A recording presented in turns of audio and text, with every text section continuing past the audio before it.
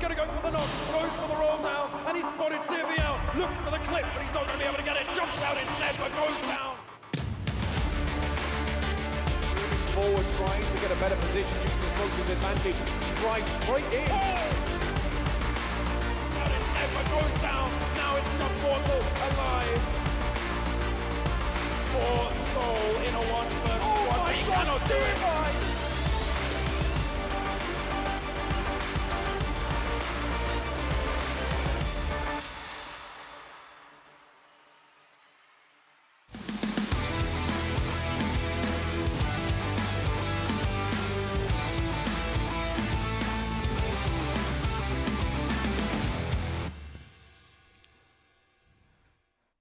Hello everyone and welcome back to PMCO 2020 Spring Split South Asia Semi-Finals, and this is the last day of the semi-finals, day number 6. My name is Varun Super Johnny John, being joined again by Ocean Sharma.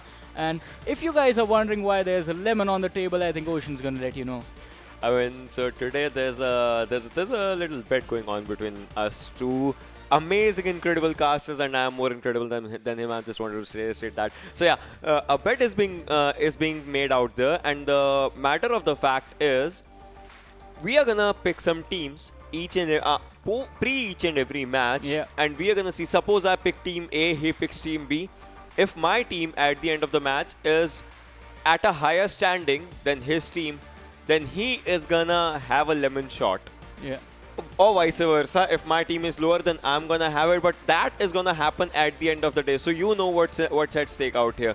5 lemon shots.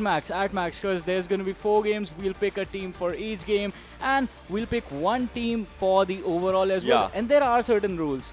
So for game-wise, we'll have to pick teams from Group B and C. And for the overall, we can't pick any of the top 8 teams. Yeah, overalls we can't pick any of the top 8 teams. We'll be picking up a team before the overall standing shows at the end of the day. But then no, we'll be picking the overalls right now as well. Oh yeah, we'll be picking the overall. Sorry, right now, not the end of the day, because that's going to be something. So that and we are gonna pick each and every team, and as we are going to get some points, we'll see who actually gets so many lemon shots, and so are the teams that have their points distributed among them. As you know, the placement points are out there. First position gets 20 points, second gets 14, then 10.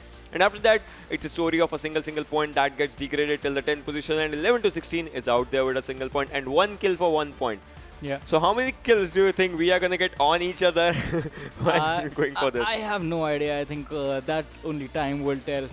But it is going to be interesting nonetheless, and since the teams have been pretty volatile, apart from the teams in the top 8, I think this could go either way between us as well. I mean, this can go either way. We'll have to see what happens at the end of it. But then this is the squad roster, ladies and gentlemen, the Group A that has done with their good and bad. As you can see, Rivals X, Nepali Ho Ni, INES, Team Xtreme, 7Cs, Team Hype, though they have played all their games. But these are the two groups. As Group B is right on your screen, they have a chance to actually, some of the teams have a chance to come back to the top position if they play their cards right. Some of the teams have a chance to, just stay in top 16 if they play their cards right. A1 Esports will have to look out for that team, as that team, can actually do wonders if they go for it. And today's the last day. 4 games that are lined up. Erangel, Sanhok, Miramar makes an appearance. Good for TDP probably, and Erangel once again. So let's see what happens in all those matches. Yeah, we'll definitely have to see. The schedule was in front of us, and teams from Group A are done with their matches, as Ocean stated out. So they are just going to sit there in the stream and just watch and wonder if they actually make it in or not. But we were talking about this earlier. Most of the teams from Group A are pretty safe.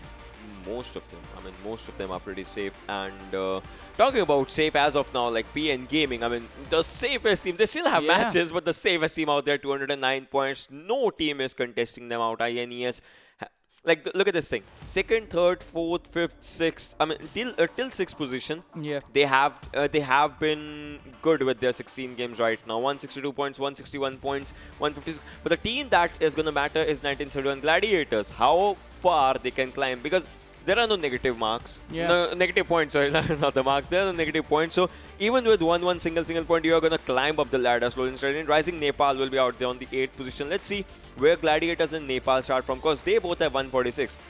So if I have to, pick up the team, if anything, I'm going to pick someone from both of these. But then we'll come back to that later. So the next one is out there with NHN on 9th, like 146 and two teams with 146, two teams with 144. So let's see what happens. So once again, the volatility I was talking about is going to be present because Nepali Ho Ni, Deadeyes Guys, both teams with 144 points. On the other side, R3D Devils, there is a slight difference because R3D Devils are on the 11th position, sitting at 127 points. And Wolves Den, once again, the volatility coming into play because Wolves Den 1 point less than R3D, 126 for them. Salty Squad is at 124. Jyanmaara is at 118. But once again, the gap sort of suddenly increases because Trust D Process is at 106. Then T2K is at 105. So interesting situations. And it is once again going to come down to the few kills, who can get those extra kills. And but moving on to the last sort of danger zone of this one, the sad thing that comes to vision instantly is going to be KS Axe with all 16 games played, but are still at 102 points. So for them, I think it is pretty much over. Elementrix, Sam Classy, Ultimate Bank, KTM Rage, Vibes, Team Pyro, and A1 Esports have all played 30. Yeah. 12. Yeah, 12 games. Yeah, and they have a chance to get up the ladder as well right now. But A1 Esports, it's gonna be much more difficult than you can imagine right now. I mean, 4 games, all 4 should be a chicken for them. If they lose in even the single game, so that's gonna be an issue. But pick a team right now as the game is live. Pick a team. For the overall, Rising Nepal is mine. Pick a team. Overall, right? No, for this match. For this match, you picked Rising Nepal. I'll go with Salty Squad. Alright, so this is on, ladies and gentlemen, as the war out there and war out here is on. From Georgia Bowl to Lipovka, Prison is out there and the teams are going for Vibes, as you know, who likes to go to Zarki. They are going to that area. KTM is coming to the downward side, if anything. Elementrix was his name, I just forgot. But okay, Elementrix is out there just going for it. DE will go for their drop in Rozok, if I'm not wrong. PN, once again, a team that is just sitting on top of the mountain, if anything, and they are going at Severny, as we'll be talking. So let's see which team ends up where. You have picked up Salty, and I have picked Rising Nepal. So guys, if you have a bad game, trust me, we are gonna either one of us is gonna have a bad day. So we're gonna see what happens in all of those things. But right now, this is the first game for today, ladies and gentlemen. PN Blend on your screen, going out there till Severny. Let's see what guns do they find and let's see where the circle ends. Yeah, and like always in the neighbor fashion, Salty and A1 Esports going towards the Yasna Poliana side. On the other side, T2K taking control of the Georgia Pole area once again. So hot drops are never contested in competitive play. That is one thing I guess the viewers by now would have noticed, because it is going to be those isolated areas wherein the teams sort of try and play mind games. All right, most people are not going to land there, so we are going to take control of this entire location. But sometimes the cities, the big cities like Yasna Poliana, Pochinki, or Milta, those cities sometimes do get contested just because of the amount of cover that you can get from those houses being there. On the other side, Elementrix, they are gonna look to rotate. Usually they go towards the southwestern side of Erangel, but this time the trajectory not favoring them. They are gonna have to go for a car ride. Look at this. I mean, Jyanmaara and a player was close to them from DC as well. And out there, Rising Nepal's Crazy. What are you doing, bro? You are gonna cost me a lemon shot out there. But then Crazy is just going out there. It's not gonna be a shot. You will have to eat a lemon slice. I hate you. So Crazy is just moving out there. And okay, this is different. Yeah. I mean, Rising Nepal's players are on Milta, and one of their players were out there in that Milta factory. I mean, he was just having a split drop, that split location, that could have changed everything. And DC out here, right in front of Jyanmaara's Nang, and if he goes for a spray, I think he can actually pop a head or two out there as DC Atom, but DC Atom. His buggy was faster than the gunshots, and so he makes his way to the safety out there. Jyanmaara, back to their loot. I mean, okay, so one thing. Jyanmaara is an incredible team when you know, look for the gameplays and all those things. Yeah. But then each and every team, they lack at one or two things. So Jyanmaara, for me, it's going to be, final circle fights. As they go for it, they get chicken dinners, but then when they are surrounded, I mean, each and every team, when a team is surrounded by all the players, that is one thing. And your favorite squad out there, Salty Squad, are right in front of A1 Esports. Kapshi, yes, Kapshi hit that shot. Okay. Now, right now, see, I would want to see, like, you take a lemon bite or something, but then one thing. All right, Vibes, starting up their loot from Zarki would like to move inside the circle, as well as the circle is kind of centrally located. So this is a good circle for each and every team, as they can just, you see, they can just stay there. But one thing, see, Elementrix is not in their military base area. They are out there in their ferry pier Primorsk area. That's a new drop, but Elementrix is 2 players. Shagar and Mr. Hughes, who can be contested by Bang as well. Yeah, Elementrix usually go for a split, but this time around as well, usually it's a military base and the ferry pier split, but this time they were trying to go for a Primorsk and ferry pier split. That can actually cost them a lot in this game. Losing 2 players in the early stages, within the first 5 minutes for Elementrix, this could be the worst thing that could happen for them. But we have to see if the players, are they going to survive or are they going to lose their lives in this one. But on the other side, 1971 on Pochinki, they are going to be pretty happy because there is no one else there in the entire area. It's all theirs. All these houses, all the loot is going to be theirs. But once again, talking about Elementrix, Bang is quite close to them. On the other side, look at this. Once again, in the main island, the southern shore of the island has been covered up with all the squads. Most of the squads just being the 1971 on Pochinki are pretty much central base, but Pyro is on the banks, Rising Nepal, DC is on the banks, JM was on the other bank as well, but Elementrix, they take control of the quarry area. This place is once again quite interesting because being on the top can give you an advantage, but the loot is present downstairs. Yeah, I mean, that is like kind of a thing. See, Query has that terrace thingy, like you have various steps of a ladder or something, and that's how it goes. And look at Elementrix Orange. Like, look at this thing. You have a bad day. You're sitting out there on that beach area on your house, something. Look at this shot. This shot is like you had a kind of a bad day. You're just sitting out there, chilling out there, watching the sunset going on that beach area or something, and sipping up an energy drink. I don't know what guys do nowadays. Drinking up eating up a painkiller or something, just so that your mood goes good. And now he has started looting. That's one thing that you should be doing in the game right now, as the circle is coming up slowly and steadily. 5 minutes and 50 seconds into the game, ladies and gentlemen. The first circle is coming, and it's gonna come for a lot of teams, I mean, to be honest. And Mr. Hughes, on the other hand, he is driving his buggy, I guess. Yeah, he is trying to drive his buggy. Yeah, I think he is driving it. He is driving his buggy right now, but it's something the observer. That's something that happens. But then, oh, he's actually not moving. I think he's waiting for on. Oh wait, he just moved. Moving. Okay, he moved a lot of distance in just 1 second or something. He's Goku, instant transmission. And instead he travels to basically a shed and is going to go in and get cover for himself. Okay. But on the other side, Ocean Sharma is pretty much confused with that reference. No, I know what Dragon Ball Z is, okay? So, I mean, I love Vegeta more than Goku for some reason. I mean, because the guy trains really hard. I mean, he can... Yeah, he can reach to the level. But then coming back to the game, ladies and gentlemen, poaching, it was 1971 out there for you. And T2K is moving slowly and steadily from the sides of R3D. R3D is ready for a fight. If anything, Erangel is going outside the circle for some reason. I don't know why, but he is moving outside the circle, going really close to Bang. I don't know, for some reason. That's going to cost him his life, if anything. That could cost him his life. But on the other side, KTM were closing in towards his direction as well. So he has to be really, really careful. But on our screens right now is going to be PN Gaming Blend picking up Ayush, one of his teammates. But Vibes, who were all the way in Zarki, have actually managed to rotate towards the zone quite safely this time around. Zarad and Redeye, the first 2 people from the squad, have made their way in, but now they are going to be pretty much careful about how they progress from here. On the other side, TDP once again towards Novo. No one actually contests TDP since I think. I mean, INES contests did but once. Right now they're not playing today. So they're not playing today. So it's a good thing for TDP, as they are like, we have a place, we have our guns, we have each and everything, and we are just gonna go for a fight. Puffy out there, Utsarga on top. Obviously, he's gonna go for a fight or something. And Mr. Thing, on the other hand, the 4th player from TDP, just slightly a bit far away from his team, but he's gonna gather them once again. Rising Nepal, I think they are making in for a first kill or anything, as they have surrounded Pyro kick ass, and this is looking bad for Pyro.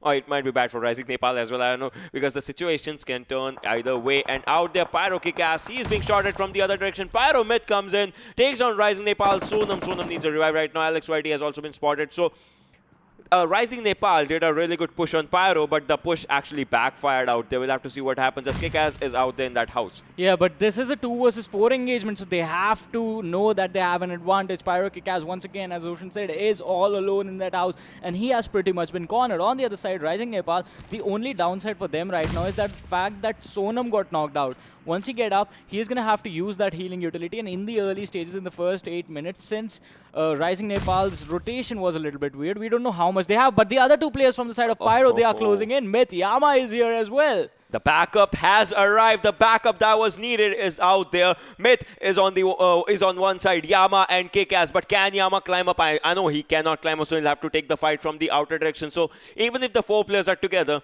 they are still separated by one another. Even if the 2 players of Rising Nepal is in just one house, they are separated from the other 2 players that can't give adequate cover as they don't have the enough angle for that. Crazy and Prerak in one house. Yama in the same house, in the same area, in the same floor, but is separated by just one wall between them. Trev, can he go for some cover out there as he can just pull off a miracle? No one knows his location right now. The smoke is just separating Prerak and Yama, as you can see. Yama has an Uzi, a suppressed Uzi if I'm not wrong, and an M4. I can see through that. AKM on Prerak's side. Yes, he has those 2 guns. AKM and Mini 14 in the hands of Prerak. What is going to happen? Switches to Molotov right now. Can he just pull it off? No, switches back to AKM. Trevias is moving forward as he can draw. A grenade comes in, but it just bounces off from Rising Nepal's side. Pyro Kick-Ass is ready for a fight as well. Look at this. The Cold War going on. Grenades and throwables are coming in handy right now, but then see, that grenade could have been on him. But Prerak comes in, he goes for the first shot and takes on Kick-Ass, just finishes him in an incredible way. That was just amazing. Now it's the fight as Yama also takes on one player, going in for a reload right now, but I think Prerak is going in forward. Prerak moves in with a crouch shot, takes down the second player as well from Pyro, and Pyro is in a bit of trouble. Myth will have to move in forward. Trev ES is going for a revive right now. Can Trev go for a revive? As Alex, YT and Sonam also need a revive. 1v3 situation. Prerak is the lone survivor. Crazy is also standing now. Yeah, this player was low, but now Prerak is going to look to go out of the house and revive his other teammate. On the other side, Myth is closing in slowly, and Yama and Trevs are pretty much ready. Myth, he's going to go up, but Prerak, can he take this one? No, he can't, and he's going to get taken out, and Rising Nepal are the first team to get an exit from this game. I am gonna have some lemon shots for me. Groza is the first airdrop gun out there, as you guys can see, with a medkit and level 3 stuff. But look at this, the circle is coming slowly and steadily. We'll have to see what happens to the circle right now as the circle is coming, and so many players are actually going down R3D. I think R3D can also make an exit out here because players of R3D are just done for. Yes! 1971 just obliterated the competition, but KTM is ready for a fight. KTM has spotted the players. KTM has actually surrounded them. The second airdrop also having a cruiser right now with an adrenaline boost, and Ramos with us. VSS takes down 2 players, Nightingale and Sinestro, and Saluite is also done by KTM Akshay. They are surrounded. Akshay is moving in forward. Ryan is a lone survivor out there, and Ryan is low on HP. 10 HP for Ryan. Can he just pull off a miracle? A miracle is needed out here for Ryan out there, but then won't be enough, and another team goes down. Gladiators make their exit on the 14, but look at that. Solti is ready for a fight. Yeah, they are not going to be too happy about this one, but now Solti squad on the other side, KTM, they are going to look to move forward and further in towards control of the center, but information being given to Solti squad is going to result in a scout heading towards their direction, and if this person from Solti squad spots out the players from the side of KTM, they are going to get engaged upon by an entire squad that's looking for those kills. But now KTM is going to be leading the scoreboard for now because they just wiped an entire squad. That's going to be 4 free kills being given to them. But once again, the blue zone is going to make contact, and the circle makes a drastic shift with school being in the southern side of Yasna Poliana coming in. So northern side of the farm is pretty much going to be safe. The western side of mansion, it's in sort of in the middle of nowhere this time around as well.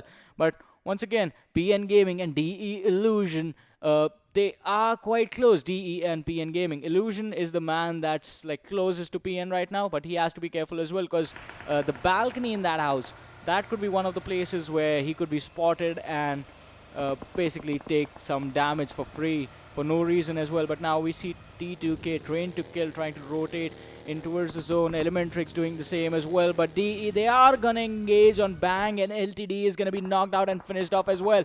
Really, really fast. On the other side, Bang is literally on the other side of the ridge. So DE, they are gonna have to be careful about this engagement. Shifu is already quite low rated, is trying to find an opportunity to spot the players from the side of Bang, but now they are fighting in two different directions because as you can see, Wadu is looking the other way. Rated Sir is looking towards PN as well. And the sound cue is just not working in their favor. PN, either they have spotted the players of DE or either they have heard them, but they know where they are. On the other side, Jyanmaara spotting out Elementrix, Mr. Yuzu. Shots being fired, not managing to connect anything. Yuzu stopping downside of the ridge and is going to look to find a way to see actually who was giving him trouble. I mean, as of now, this is an important thing. And look at this, that car 98 can come in handy as it was properly on Ayush's head, but then Ayush moves out for a safer spot. PN, as you guys can see, they have this compound for themselves. They have 2-3 houses in this, so the rotation from one house to the other house, the cover can actually come in handy out there. But DE, Illusion Sir is inside one house, while rest of the 3 players, imagine if some team actually, goes for a rampage on those 3 players, then Illusion Sir cannot give any quick cover. Warhead, look at this, Pyro is really close to KTM Warhead, and the shots have been made, so he has been spotted out there. A grenade comes in handy, an underthrown grenade, undercooked grenade, that can actually change everything because Yama ES is moving forward. The grenade is gonna blast itself out right now, but Pyro is moving in for a safer spot, and KTM's staying at the edge of the circle. We'll have to move inside the circle as we are talking right now. I mean, they are just fairly close to the circle, but this is the 3rd zone, ladies and gentlemen. After this, it's going to be the 4th one. And if anything, that 4th circle, after that, the damage is going to be a lot as the circle is going to make a hard shift or anything right now. Pyro, vibes, like each and every team is inside the circle. As of now, KTM is just sitting out there at the edge of the circle. If the circle does not support KTM, they have to travel a lot of distance, and that distance, while traveling that, they'll come in contact with Salty, A1 Esports, JMT, 2K, Pyro. That's going to happen. The 3rd airdrop has an incredible gun. I mean, the M249, the 100 bullets. It's a beauty to watch. But once again, the zone makes a drastic shift, and circle once again in the middle of nowhere, northern side of school. KTM, this is going to be a tough rotation for them. I said. But another team that's going to have a tough rotation is going to be A1 Esports and DC as well. DC quite close to Elementrix right now. That engagement could happen at any moment, but PN Gaming and DE still going at it. DE, with the way that they were distracted by PN Gaming, I think the squad Bang that they were fighting earlier, they had the opportunity to get away from that. But once again, these squads for now are just going to have to rotate. Elementrix and DC, they were quite far away from the play zone right now, from the circle right now. So these 2 squads, they have to rotate first. Jyanmaara was caught out by the players from Bang Bikal, but the shots missing. Bikal spots out the other players who were busy with DE, but Jyanmaara just comes into the middle of this interaction, and DE just one player being knocked down. Illusion Sir is there for the support, and Salty Xtreme getting A1 Sinister. AJ finishing off Dante. That is just going to be unfortunate for the side of A1 Esport, but Karpshi is going to retaliate with that, and he is going to try and save his teammates for now. Alright, A1 Esports is Karpshi. He is trying to go for the save if he can go for it. T2K Boliang takes on Pyromith. ES Chala's grenade takes on the Ishifusa. A1 Esports player currently reviving. They can see the players from the TPP angle as Salty is out there. Extreme is also down right now, and Pyro squad gets eliminated out there. But then this one thing, as Jyanmaara is also taking its fight from the other direction. That is going to be something. Jyanmaara taking its fight from 2 different directions. ZE on the one side, KTM on the other side. DC Pro Noob goes down as we are talking. TDP Mr. Thing goes on by P and Blend, and DC Pro Noob has been finished by TDP on dot. TDP coming into the equation, coming into the fights right now. As you can see, the minimap, TDP is surrounding the other team, but A1 Esports Dante takes down Salty AJ.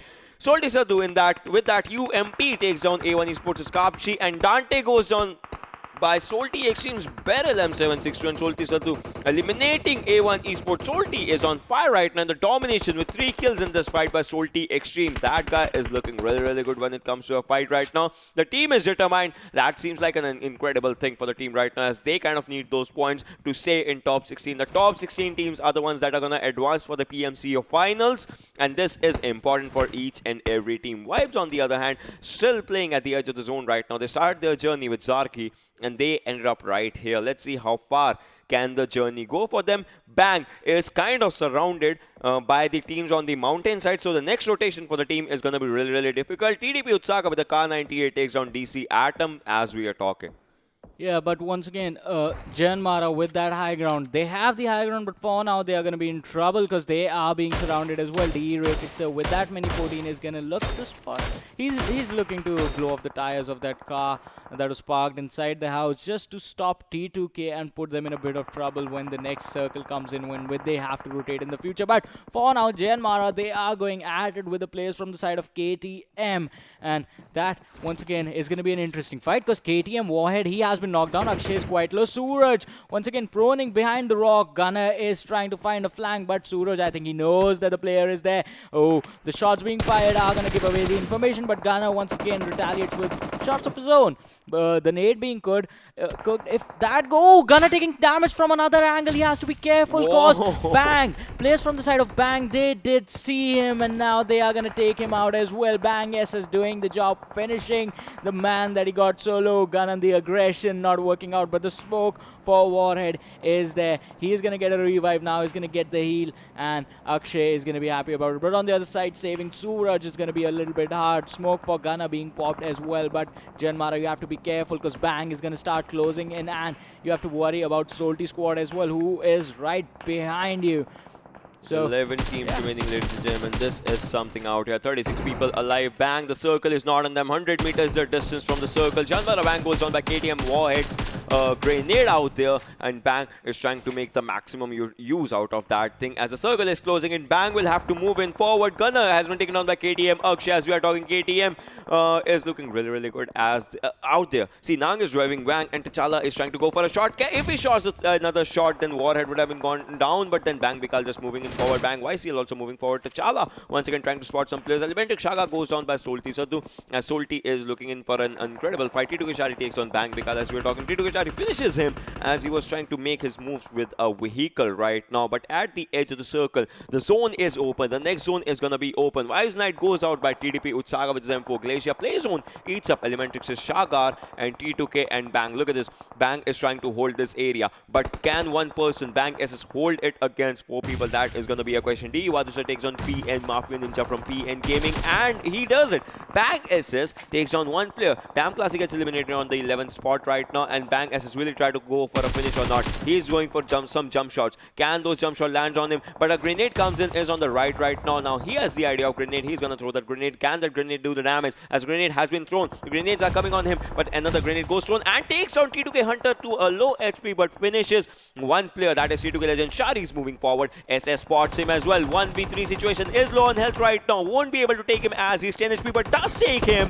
So he has taken 2 players, but now he takes damage. He needs a revive, or else obviously he will be finished. yeah, he's definitely going to be finished, but YCL is there for cover as well. On the other side, if Hunter is not spotted out, YCL, Boliang spots out YCL, did some damage, but YCL is still pretty healthy. On the other side, Vibe Zarad being taken out. TDP Utsarga with that beautiful nade is going to drop a lot of players. Zarad is going to die. Red Eye is going to die.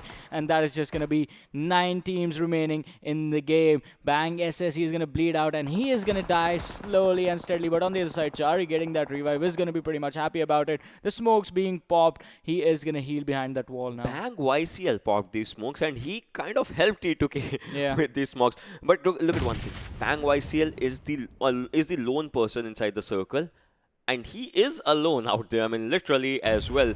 But then teams are going to go and contest him when the fights happen, and he's going to stay there alone. That's going to be really, really difficult for him. PN on the other hand, as you can see, FSEC and Blend. I mean, Blend is on low HP, and Soldi squad wants to move in forward. If they go for a move, that's going to change each and everything for the game. DE on the other hand, DE, ladies and gentlemen, they are also trying to make their move inside the circle. As you can see, Wadusa, they are contesting Jyanmaara as Wang has been spotted.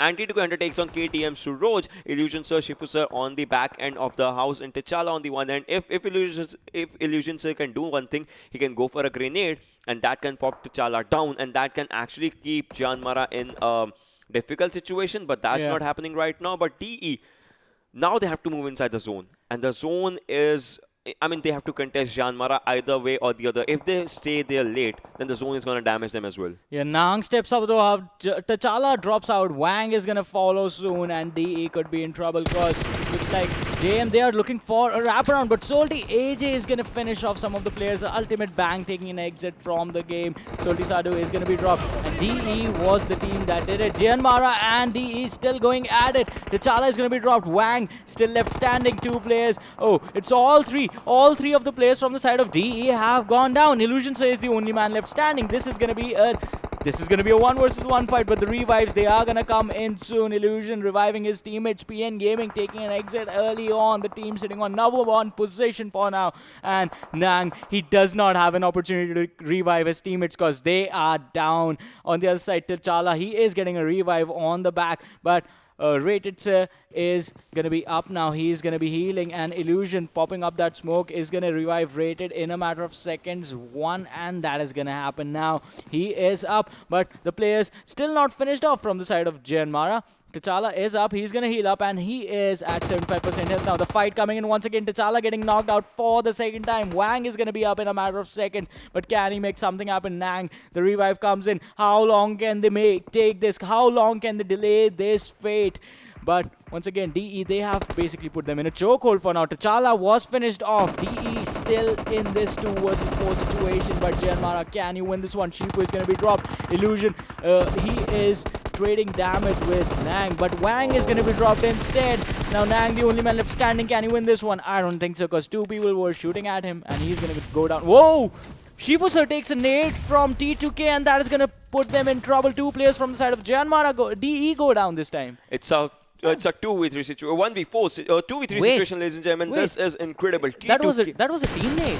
Yeah, I mean, T2K is surviving out there with 3 players, and on the other hand, DE, which team is going to get the first chicken dinner? As you can see, T2K with 3 players, DE has to get inside the circle. DE will be in the open if they don't play the cards right, and T2K is ready for the fight. T2K has enough cover. T2K has the game in their hands. Can T2K actually go for it? And if you see the top damage dealers out there, if you see Wadu Sir, 1100 damage on his hands with 4 kills right now. Salty Age is 760 damage with 4 kills. T'Challa 654, Shari 641. But which team is going to win as 4th and 5th person? T2K, Shari and DE Illusion. So their teams are fighting out there, and they want that chicken dinner. This situation right in front of Wadu Sir and Illusion, so they took an incredible beating out right in front of Jyanmaara right now, but all this can actually land up short as Illusion is moving forward. Bolihang has spotted him. Bolihang has his crosshair out there. As you can see, he's ready for a fight. M4 6 times. I think that spray can actually do some damage. Illusion has had some damage right now. Wadu also wants to move in. The smoke is helping him right now, but the 7th circle is coming. The circle of death is out there. A grenade on Illusion takes his HP down to 75 once again. Shari has that airdrop. Shari has that cover. Another grenade. Look at that. Look at the distance the grenade has actually covered. Illusion if he's not ready for it. Oh, but the grenade just bypass him. Wadu and Illusion once again in their covers. Bolihang, Shari and Hunter in their covers. 2v3 situation, ladies and gentlemen. The first chicken dinner. Which team's gonna take 26 plus minutes into the game? The final circle, the semi-final circle is slowly and steadily coming out there. Wadu is also throwing some grenades, but that is gonna land a bit short, as Bolihang does not get enough damage right now. What is gonna happen in this fight? This is one area where the road ends for either one of the team. This is one area where a chicken dinner is going to be delivered or handed to the other team. Both the teams are going for each and everything they have. The smoke cloud has gone away from DE's side. They are right in front of the eyes of T2K, but yet they have adequate cover. They can sting their opponents, but can they actually do it right now? Will they be waiting for the perfect moment to just pitch in as the 8th circle comes in? Now the circle does not favor either of the team. After these 40 seconds, this is going to be a heal battle game. But till then, they are still trying to make proper utilization of time if they can. Illusion Sir, DE Wadu Sir, Bolihang, Hunter and Shari just ready for the fight. When they get the chance, I think they're going to go for it. Yeah, one good nade is going to change the entire situation, and who is going to be the first one to hit that? The Molotov is going to fall a bit short in front of Wadu Sir, who is popping smokes in front of the players from the side of T2K just to see if someone is going to try and peek on the other side of the smoke. But the wraparound is just not going to come in. T2K Chari takes a lot of damage this time. time, drops to around 55% health. Look But at the now, guy, he players has from the six- side of DE, they are going to look to close in with the smoke cover coming in. Oh, this is incredible. But if the random fire, if the blind fire shots actually connect, then this rush is not going to Bold work out. move, bold move. The helmet has already taken a lot of damage. But Illusion, he's coming from the other side. Chari and Bolihang, they could be in trouble. But Vadu is wrapping, going for the long wraparound, takes a lot of damage, drops to 70% health. But could this be it? Could this be where the 2 versus 3 clutch is going to happen for the side of DE? Chari takes a lot of damage from that nade, but Hunter, he is cooking his. Vadu, he knew the position. Illusion was taken down, and with that nade, Vadu is going to drop as well. As T2K take the first chicken dinner in the first game of the last day of the semi-finals. I mean, that was a bold move by Yeah. DE Illusions. There was a smoke right in front of him. Still, he was trying to just move in, pierce through the smoke, and his guns were trying to pierce through his enemies as well. But he could not make the better utilization of it. But I saw one thing. They have 11 kills. Yeah. Once again, 11 number is out there just for us. I don't know what is happening out there. But 5 kills for Bolihang and Shari, if I'm not wrong, or something like that. We'll have to see who the MVP out of those two players is, because it's going to come to the damage stats or anything, but the players played a perfect game. DE, on the other hand, had an incredible fight with Jyanmaara before the fights actually happened. They had an incredible fight with Jyanmaara out in that house, and they had a proper There was a one time it was a 1v1 fight. Yeah. They managed to revive their players, both of them, and once again took it to a 3v3 fight. I mean, after that, obviously the things went south way, but then it was incredible. It all comes to how you start your fight, where you keep your fight, and if the circle is not coming right in front of you, you still need to move inside the zone as well. It was a 6 circle, if I'm not wrong. That 6 circle, it's gonna do a lot of damage, and you're still fighting outside the circle. You are smoking right out in your area just to move inside the circle, and then you're smoking right in front of your opponent so that they don't see you, and you have to just barge in. I mean, obviously, DE did not get a chicken dinner, but all they got is like a lot of game sense, because they just taught us a lot of things out in this final game. They just taught us how you can engage in a fight which is not even yours. Yeah, that was actually a really perfect engagement, because wrapping around smokes is something that you need to be careful about as well, and that can be a double bait, because if your opponents actually do the first peek, then you know where they are going to come in from. But on the other side, I think the only place they were at a disadvantage was the fact that the numbers were not in their favor. It was a 3 versus 2 situation, so obviously the damage is going to be one-sided, and that is exactly what's happened. As soon as Illusion went down, and Vadu, the position behind the tree, that was sort of something that was questionable, because you do not really have anywhere to go. Even there was a gap between where he was standing and the smoke, so one nade actually did its job. But I mean, yeah, the engagement was actually pretty good. Engagement was good. There was one thing that actually Illusion Sir went forward. Yeah. But he engaged in the wrong direction. I mean, he could have engaged in the right direction. There was one player on the right and 2 on the left. He tried to engage. He thought there was one player, but then there were 2 players. The 2 players were like, he put one player's health down to 10 HP. But then the other person's spray came to him, like Shari's spray came to him, and that actually dropped him down. Otherwise, if there was just a one-on-one fight, I think his Uzi would have done wonders out there or something, and then the game could have, changed everything, as it would have been a 2v2 players or something. But then T2K actually wins the game, and 2 players from T2K had 5 kills each. But then they can only be one MVP, right? Yeah, they So can only be one. So let's just see who is the MVP for this game right now, as we are going to talk numbers after this a lot. So yeah, that's going to be like one of the things. But yeah, but who you think is going to be, because 2 players had 5. Bolihang, Shari, Hunter, like your random guess. If you guess it wrong, okay. All right, I know who it's gonna be. Nope, you're gonna. I'll let you know in a couple of seconds. Let my psychic powers come into play. If you don't see it or something, you're gonna have to eat lemon on my behalf or something. No, those were not the rules, and I predict you to get Chari with 5 kills, 790 damage, 10 kilometers distance traveled, and 27 minutes of survival time. So. Distance travel is a lot, if anything. And this guy was dominating in a new. You saw the new graphics, right? The damage dealers, the maximum damage dealers, the players who were doing domination. This guy was actually dominating out there. And with 5 kills and 790 damage, I think this guy justifies his way for the MVP. Yeah, those stats actually pretty much do it. And especially with the rotation, the long rotation coming in. But from there, let's move on and have a look at the game standings for match number 1 that was played on Erangel and see how the teams did. T2K getting that chicken dinner with 20 placement points, 11 kills. and 31 points in total. First place to them. Deadeye Guys on the second, 21 points. Salty Squad is going to take the third spot, 20 points. 13 kills for this team. 13 kills. Incredible. I mean, their placement points, obviously, it's 7. Yeah. They had an not the earliest of the exit, but they were eliminated on 6th or 7th something. Yeah. But then, with those 13 kills, I think even if they were like thinking that they can end up in top 2, that would have happened if they, just had one more point or something, because the kill number just justifies their gameplay. Yeah, and moving on, it's going to be Trusty Process on the 4th. And moving on to the bottom 6, the place where teams are actually going to be in a bit of trouble. Once again, look at this. A1 Esports, R3D Devils, 15th and 16th. Damn Classy on the 14th. 1 point each to these 3 teams. On the other side, Rising Nepal is going to be 13, just 2 points from this game. Elementrix, 12th position, just 4 points from this game. Vibes is going to be 11th, 4 points as well. 1971 Gladiators, 10th, 4 points as well. And Ultimate Bang, 5 points, 9th position in game number 1.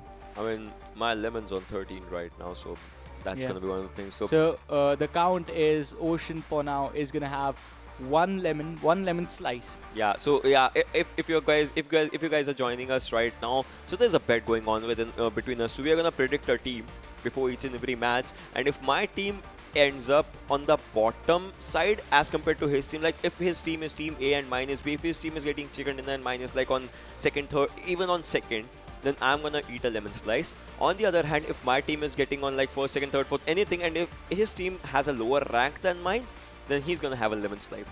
So right now the count is I picked up Rising Nepal, he picked up Salty Squad, and his team had 13 kills, and like he was pretty confident with that number, if anything. And my team was 13 this time. I mean 13 kills on 13th. Okay, so see yeah, let's have a look at the top damage dealer as well. Yeah, let's just divert from the topic of my sadness and let's just. I don't want to make you feel too bad for this.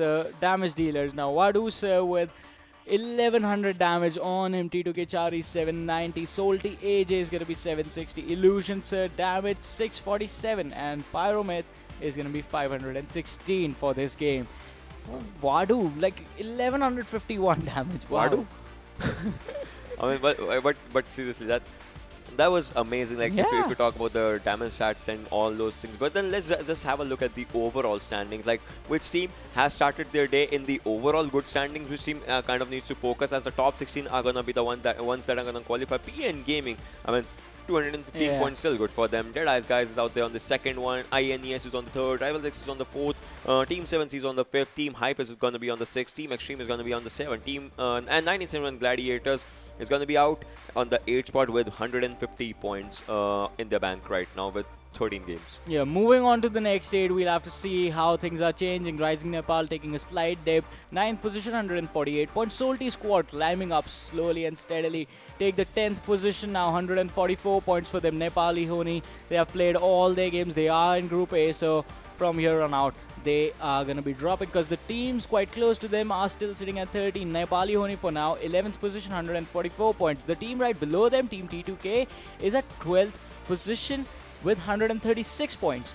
Jyanmaara is 13th, 130 points. R3D Devil 14th with 128 points. Wolves Den 15th position, 126 points. And Trust D Process is going to be 16th, 120 points.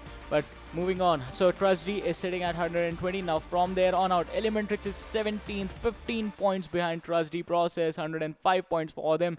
KS Axe is 18th, 102 points. Damn Classy is going to be 19th, 78 points. Ultimate Bang is going to be 20th, 77 points. KTM Rage is going to be 21st, 75 points. Team Pyro is 22nd, 58 points. Vibes 23rd, 58 points as well. And A1 Esports 43 points, 24th position. Alright, as of now, if you had to pick a team for the overalls, like at the end of the day, we're going to have 5 slices, 4 for each match, 1 for each match, I mean 4 matches and 1 for the overall. Which team are you going to go for the overalls? Alright, so for overall, we can pick anything, right? Yeah, we can pick except the top 8. Except the teams whose matches have been made, and also PN Gaming, because that is already on top right now. Okay, so we can't pick in the top 8 though in the overall, okay? Let's decide upon that. That's the only rule. Yeah, we can't pick the teams that are in the top 8 right now. So if we can see the overall standings once again, just to choose a team before we go to the break, let's just go for it. I mean, we kind of need to do some maths as well. So let's just see. Let's just pick the team from the middle table. Yeah, let's just do the middle table and see. If we can see the middle table once again, like the teams that are from 9 to 16, let's just go for that. And okay, pick yours, Ocean. You go first in this one. Why me? And you guys too, every single one of you is watching us on stream. You guys pick your team and cheer for them and see if they actually make it this time. Because it is going to be intense by the end of today. Okay. My first pick was Rising Nepal. Yeah. First match. Yeah. My overall pick is going to be Salty Squad. Overall is going to be Salty Squad. Yeah, my overall pick is going to be Salty Squad. So by that I mean is Salty Squad at the end is going to end up at a higher rank as compared to whatever team he picks. I'll pick Rising Nepal in the overall. Alright, this is a war right now. I mean, okay, if Salty Squad does not do a good standing at the end, I'm gonna be like, why me? Yeah, but for that, we'll have to see for the day to be over. Right now, that was just the first game. There are 3 more games to go. Yeah. And the difference between the teams that can qualify and that can't qualify basically right now is just Trusty Process and Elementrix, the positions that they are in. Because 15 point of difference, that can be made up quite easily, and that can quite easily push Trusty Process below the benchmark, and they have to be worried. They have to perform on the other side. Elementrix is going to outshine themselves as well, because there's going to be a lot of incentive to make it into the finals. That is true. But then let's just have a head-to-head of our teams, like Salty versus Rising Nepal, where those teams are standing right now, because our lemons depend on them. Like, not literally, but like, I don't know. 67 kills for Salty Squad, 55 for Rising Nepal out there. I mean, okay, Salty Squad does less damage, but they are much more efficient with the kills. Rising Nepal has a lot of damage, but when the kill count comes, it's kind of a different scenario. Salty Squad has a low healing point out there, but then Rising Nepal has 6662 healing for themselves. Headshots, it's kind of one and the same thing, but then Salty has 1 chicken for themselves, and Rising Nepal, because of those 2 chicken dinners, that 4-point lead is going to come in handy. Yeah, that is definitely going to be handy for them. But once again, as you were saying, Salty is a little bit more efficient with their damage. And on the other side, Rising Nepal, we have seen them take a dip in their performance since the first time they played. Because that day, they were just amazing. They were on fire, basically.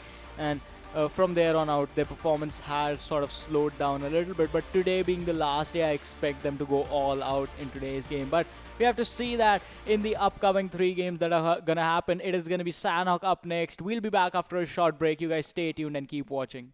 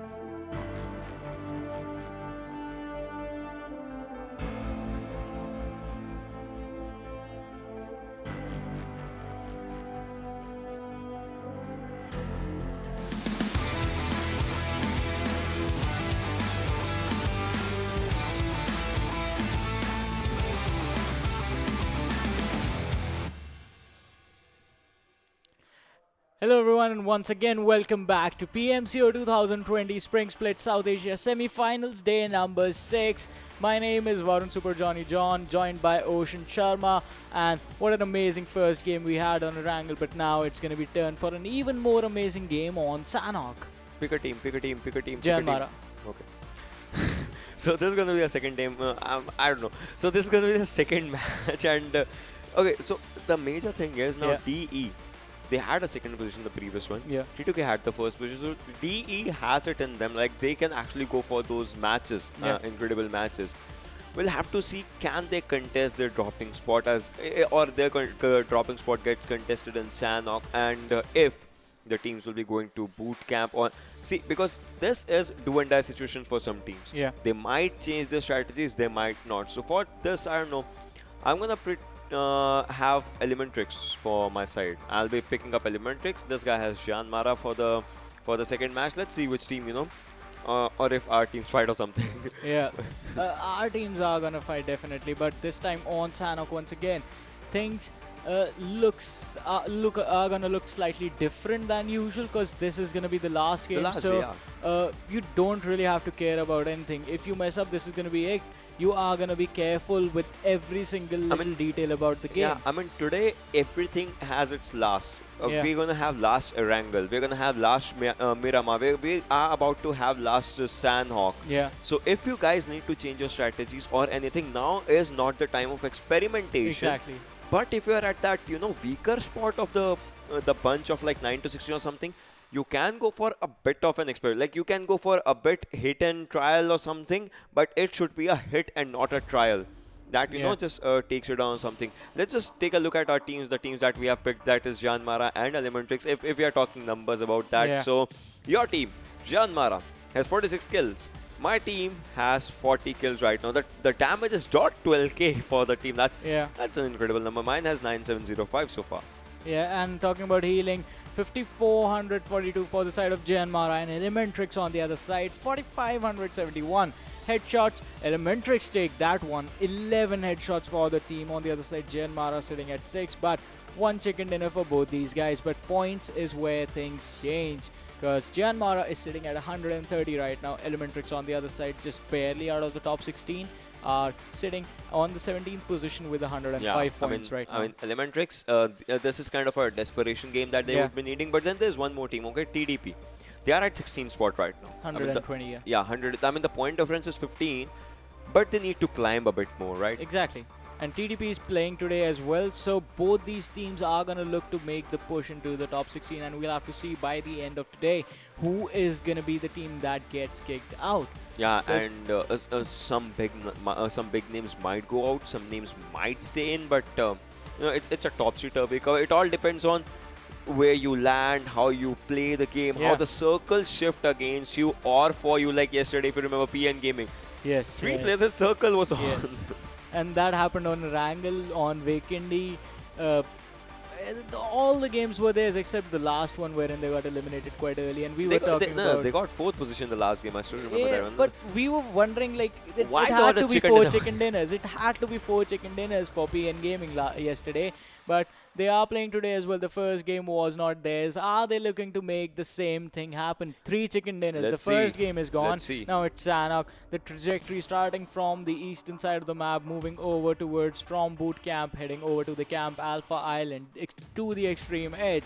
So once again, boot camp, Paradises or Tatmok is going to be available. Query, Painan, Camp Alpha is going to be available. Kampong. We have to see if teams go there, but Bang was the first team to actually leave the plane to eject themselves. A1 Esports taking Dante was the player who took the exit towards the end, but his other teammates actually are heading towards Tambang for now. A1 Esports right now, they can do the maximum of the experiments that they want to do. I mean, they can just change their whole game strategy or something. And look at the zone currently, like properly having a land area in itself. The main island is like 100% surviving out there. And KTM, what just happened? Did one player just... I think T2K and KTM just got into a fight, and that just turned out to be bad for T2K, if I'm not wrong, as they just had one first exit out of the game right now. And Hathin is the area where DE is a team that was doing good and decent, and they did good in the previous game. And R3D IR2 currently going for TPP switch, as we are talking, has an M4 in his hands and a UMP on his back. We'll have to see what kind of gameplay they can actually come out with it. And Elementrix is right in front of A1 Esports. Like, now see, A1 Esports, they had kind of a split drop or something like that thing happened. That can put them in a dangerous situation out here because Elementrix is looking forward for them, but then Elementrix is also in a bad spot. And Orange takes on A1 ES Dante out in that fight. R3D IR2. If he goes like straight away, he's going to meet KTM out there. And KTM, they had a good start right now as the first kill is in their hands. Yeah, A1 Dante on the other side. He did not have a good start, getting caught by Elementrix. Orange with his M16, but Stranger and Sinister, they are quite close. One of the players from the side of A1 Esports, he landed quite far away from his team, so he has to be careful as well. But Orange, he's taken some damage, drops down to around 50% health. But Stranger, he has to be careful as well, because if you actually try and go in on Orange, Poo Poo Man is in the close quarters and he can engage. But look at this, look at the mini-map. The other player from the side of Elementrix, he is quite close to the squad of Vibes. Vibes already down 2 players being knocked down. That is going to put them into trouble. And Mr. Yozu just taking care of Zarad. He was knocked down as well. But now Redeye is going to look for the wraparound. But is the revive going to come in first, or is he going to look to engage on Mr. Yozu? Oh, Knight is going to be spotted out. And can that Vector actually dish out the damage? Yes, it can. Knight being dropped really low this time around as well, but Zarad is going to be picked up. Back again, and Mr. Yozu is going to be taken down with that QBZ from Redeye. I mean, alright, so one player goes down from Elementrix out here. Wives Zarad gets a revive. He'll be going for that bandaging first aid right now. Orange, the guy who just put up some pressure on A1 Esports, is still trying to struggle out there. Poo Poo Man can spot Kapshi and will go for him, and he spots him in an incredible way, just takes him down. This is an open fight right now, but Wives is also ready for it, but then gets a 1 kill for the team.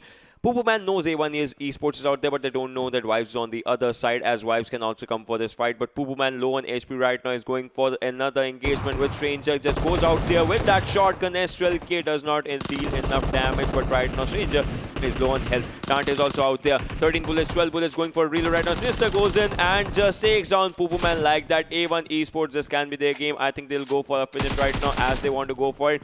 Elementrix is in a bad spot right now. Yeah, Elementrix is indeed in a bad spot, losing 2 players already, and Ocean does not look too happy about this. Sinister, he's going to heal up. Orange and Sugar, the only 2 players left standing for the side of Elementrix. Can they clutch this one? They have to go all passive this time around. Once again, Salty Squad, like always, are going to be chilling in the Paradise Resort. This is all theirs. This is their... Basically, this is their home now. I mean, yeah, this is their area right now. Soltinima, Extreme, AJ, and Rusin just sitting out there, just waiting for a perfect time, as they have the zone right now for themselves. So they just need to sit there, chill there, relax there for a bit, and do nothing out there. But on the other, 1971, if you look at them, 1971 is on the top end. That is Khao right now. They are still inside the circle. Vibes getting their attention from A1 Esports right now. A1 Esports lost 1 player, has 1 kill, but will that be enough, as Vibes is looking forward for another fight? They took down 1 player from Elementrix. A1 Esports took down the other player from Elementrix. That means they can actually, engage in a fight as they are in a close proximity. But DC Sincere is 1 player that I'm watching out there.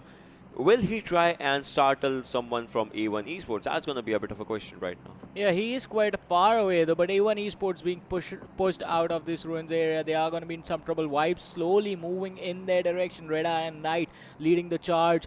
A1 Esports slowly falling back. Who are they going to catch first? Is it going to be A1 Esports, or is it going to be players from the side of DC? That only time will tell. But now, Stranger, he is falling back slowly. This could be trouble. Stranger, was he spotted out by Knight? With that QBC, he can actually dish out a lot of damage. But Stranger is on the high ground right now, has proned. He is being really careful. Knight taking the tree is going to spot out Dante in the distance, but the damage not kicking, and Stranger just gets up and is going to take down Knight. That was a mistake, but Dante was taken out by Zarad from the side of Vibes, and this has pretty much been evened out. A1 Esports, knockdown one, you get one knockdown Stranger yourself. was just a snake that just stood up and was a turning point for the game Yeah. right now. But still, he has been spotted. Enig is moving in forward from the other direction. Zerad too. No one has spotted Stranger right now. He has a cover for a rock right now. He's a rock for a cover right now. Sorry. And Knight is trying to move forward. Deadeye is also moving forward. They have one player pinned in their eyes, in their crosshairs, in their aim, in their location right now, and that is going to be Stranger. Can this one player pull off a miracle? I don't think so, as he is low on HP. He is down to 40 HP right now. Enig is ready on the other side, and the grenades are coming handy right now. Stranger does not have a helmet. His head is gonna be a changing point, as his vest is also just 40% left with its HP. Anek and Zerad, they're ready on the right, and look at this. Red-Eye just moving in forward, just trying to push in, trying to rush in, and spots Knight, takes him down. Stranger, that was a bad jump, and that is gonna cost him everything. He did not want to jump at that location. Yeah. He just wanted to top TPP. But that happens, and that just changes everything for A1 Esports right now. Yeah, that is why I have seen some of the players just separate that jump and climb button, but Why DC being stealing the spotted out as well. Oh, he tried to steal the kill over there. That was bad. DC Atom, his skill is being stolen, and it gets stolen, but then Vibes and it gets shot from the other direction, and Dante, for the perfect revenge, is out there. A1 Esports with just one player remaining. Dante, he has no healings for himself. His level 1 vest is also broken right now. 21 bullets. Still needs to reload 16, make it 16 right now. He has a vector for the second gun. First airdrop has the AUG A3 with level 3 helmet vest, and Sinister goes down. It's just one player from A1 Esports left. That is Dante with just 40 HP.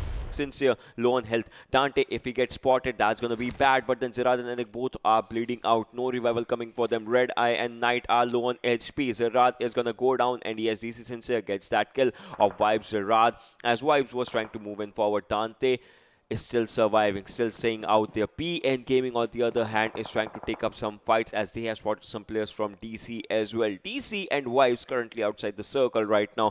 Will they be able to make their area? Anik gets a revive, if I'm not wrong. He's trying to go for it. Rated Sir takes on PN Ayush. PN Gaming in a bit of trouble, but then AFSEC comes with a cover fire, takes on Shifu Sir, and Rated Sir in just one spray of M4. What's gonna happen? How is it gonna change everything, as Shifu Sir and Rated Sir are being spotted? And the shots are coming on them, and Ayush also needs a revival from PN side. Yeah, Ayush, she's going to be in trouble, but Shifu is going to be finished off by AFSEC from the side of PN Gaming.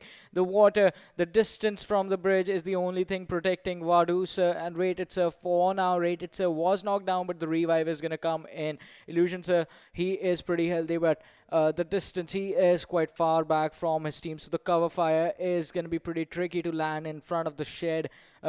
The warehouse, basically, that's in front of them right now. But PN, they are still looking to spot out the players from the side of DE. Finishing off one is not going to be enough for this squad sitting in the first position right now. They missed the first chicken dinner, but can they make it happen in the second game on Sanhok? On the other side, DE, their objective, their focus for now is going to be looking to rotate out of this tricky situation and just try to be safe, try to get away from PN Gaming. But Dante from A1 Esports, the only man alive for his team. Can he survive to the point in time wherein his team will not at least be in the bottom 16, but the shots being fired from A1 AFSEC are going to catch him off guard, and Dante is going to be in a lot of trouble. He's going to be finished off, and A1 Esports are going to be the first team that exit this game on the 16th position. But AFSEC, he was taking damage from DE as well. Ayush has been knocked down, but now they have the advantage. They are in close quarters. That's what they wanted, PN Gaming, to close the gap between them and DE, and they have done it now. Incredible, incredible, incredible. Like, look, did you just see the reaction time of PN's player? Like, they just spots one player, shots him, and then just goes into the cover as soon as he can. That was just amazing, incredible, just out of the world, if anything. And look at the circle. Circle is still kind of centralized right now, but DEP, N Gaming, DC kind of have to get inside the circle. Pyro has to get inside the circle. Bang has to get inside the circle. Players that are inside the circle are from Rising Nepal, T2K, R3D, Solti, TDP, Elementrix, Jyanmaara. So these are the players, these are the teams that are present out there currently. We'll have to see what kind of miracle they can pull off. As of now, they are safe, but the teams that are outside the circle kind of need to make their way. DE Rated Sir still trying to spot some players from the downside of the bridge. Shifusa is out there, but DC struggling with the zone right now. And KD Amakshay, he can just go and spot some players, but as of now just tries to move in forward and gather around with his teammates, as we have 54 players alive and we are 10 minutes and 45 seconds into the game right now. Yeah, things are looking pretty interesting. 54 players, 15 teams still alive though. And Sanhok was always played really carefully by the team's wives. Looking to cross the bridge could be quite risky, but this time there is no one around them. And let's have a look at the top damage dealers for this game till now. It is A1 Esports Sinister sitting at the first position with 406 damage and 1 kill. Elementrix Man is going to be second, 357 damage. Mr. Yozu, 238 on the third position, and PN Gaming Zafsek is going to be fourth, 236. Vibes Red Eye is going to be fifth with 235 damage and 2 kills for him. But Man, Mr. Yozo already taking the exit. All on the other side, A1 Esports have been eliminated. Oh, look at this. R3D season. He's going to be in so much trouble. Bang. 3 players, 4 players quite close to him. And if his teammates do not come in for the cover, then Season is going to be in hell of a trouble. But now his teammates are there. Season was the closest opponent to the side of Bang. But R3D on the other side, they have the advantage of being closer to the shed. So a lot of cover to fall back to if they actually get into trouble with this engagement against Bang. But now the place from the side of Bang, the rocks, the trees just working for them, the ridge as well, the nades being thrown, the molotovs, the utility being put to use to every single, basically to its maximum potential. They are just trying to use each and every resource that they have right now just to win one particular fight so that they can loot the crates and go again with a new set of utilities, if anything. So that is one thing that is happening. Like, see, you use bullets to gather new bullets and kills as well. Like, that's like one of the things. And Unseal, look at him moving forward. He is just trying to go there. He has a rock for his cover. Season is also out there. And IR2, no one knows the location of IR2 as he's a bit far away from his teammates. If Bank Squad can just makes a bit of a mess out there, IR2 will be ready to clean it up if it happens. But Season and Unseal in just one house. I mean, Bikal is in a good position. He gets just rotate to the first house, and from there he can put some pressure on R3D. But then no one knows IR2, so that's gonna be one of the things. And Pyro, on the other hand, Pyro versus Rising Nepal. This can happen once again. The previous match, Rising Nepal just lost the first fight, and Pyro had a 1-0 score on the fight that they two had. But I think Rising Nepal will be looking forward to just even out the numbers. And the third airdrop, ladies and gentlemen, has the AWM. The previous airdrop had Groza and 8x. This airdrop is ready for that 8x to be utilized. Yeah, that is definitely going to be it. Plus, with the AWM, the damage is definitely going to kick in for the players. But now, the blue zone was closing in on the circle, so the next set of rotations from the team are going to kick in soon. But R3D still at a standstill against Bang, slowing down the pace of the game a little bit. But Bang, they are being careful as well. On the other side, Rising Nepal right now are just going to chill in these huts because they do not have to rotate anywhere, basically. Yeah, but as of now, as the clock hits 14-minute mark, the circle has just shifted, and this is the third circle, ladies and gentlemen, for you guys. 1 minute, 30 seconds more for this circle to shift. And as you can see, 99% of the teams are inside the circle. As of now, only DC that is rotating from Query is not inside the circle, and TDP and Jyanmaara, some players in 1971 is still sitting outside the zone from last 3 circles, and they just play the blue zone game. They are just playing the game in which they just have to, stay at the blue zone so that they can take out some points of the position as well. And look at this, 3 players on 1 rock. That's a team meeting going out there. But then Bang LT is trying to move in forward. I think he has spotted one of the players, and that is going to be Season, as Season is looking forward to take up a fight. And Ranzir is also in one direction. IR2 is still the player that no one has spotted, and LGT would like to move in forward. They should be knowing that no one is in that house, but still they are just waiting for them to move in out there. And SS moves in forward as well. LDT and YCL. Bikal once again a person that is on the other side, and Season and Anzil, 2 players versus 3 players is a 3v2 situation. And if Season gets spotted, that can actually put pressure on R3D as he can go down. LDT moving in forward, but the Molotov is welcoming him already, as Season is not making a move right now. Season is still sitting there. He is bounded by that Molotov. Not anymore. He can go for a movement out there, but LDT will he be opening the door right now? As you can see, he is just outside that area, outside that house, just trying to spot a particular position. Goes for an FPV3, spots one player, takes him down in an incredible way. Would like to finish him, but he should be ready as another player, Anzil, is out there. And Anzil goes in forward, but he's also down right now. IR2, the lone survivor from R3D. Spots Bang Bikal, goes for some shots. His location has been given. YCL is ready for something. I think SS and YCL, they can go for a throwable fight out there as Bang Bikal is trying to go for it. Throws the smoke right now out forward. That's a really good thing. And YCL LTT are moving forward. Takes on one IR2 takes on one player, is ready for the other one as he comes from the left, but that won't be enough as R3D makes an exit. Yeah, an amazing engagement coming in from the side of Bang, and they were being careful about every single thing. But now KTM, they are going up against Vibes. Redeye is going to be taken on what it was taken down early. He was knocked out. Suraj is going to be knocked out by KTM Akshay, and Akshay is going to take down Redeye as well. Now, once again, two players from the side of KTM still left standing. Suraj and Warhead were knocked down, and Anik from the side of Vibes is going to be finished off as well. And Vibes take the exit from this game by the hands of KTM. Ramos and Akshay doing the hard work, losing just one player, Warhead, who was taking down Suraj. He is going to get a revive. But once again, all the other squads are quite close, and we have team number 20 coming in. This could be the second engagement, but are KTM going to be healthy enough to take this fight from DE? Yep, and we'll have to see what happens as KTM. See, the shades of the previous game, kind of like DE has two players that are just moving in forward. Illusion sir, Vadu sir right now, and KTM. I mean, previously it was T2K, but KTM has three players at 3v2 situation once again coming in handy for the teams. We'll have to see how it all goes as Rising Nepal is also ready for a fight. This Cold War once again just going out there, Pyro versus Rising Nepal, and DC is out there for backstabbing and top damage dealers. KTM Akshay is still out there with 494, about to be 500 damage with 3 kills. A1ES Sinister is out there with 406 damage with just one single kill. Elementrix making up an appearance out there, 357. And as we were talking, T2K Chari takes on PN Blend. So PN Gaming might have to, look at their roots once again. And DE versus DC versus KTM. There can be a bit of a third-party scenario going on. And Rising Nepal still at the center of the circle alongside PN and Pyro. That is just sitting at the edge right now. DE Illusion Surge is moving in forward with DE Wow. So Felix OP is trying to spot some players, and he takes down DE Raids in an incredible way.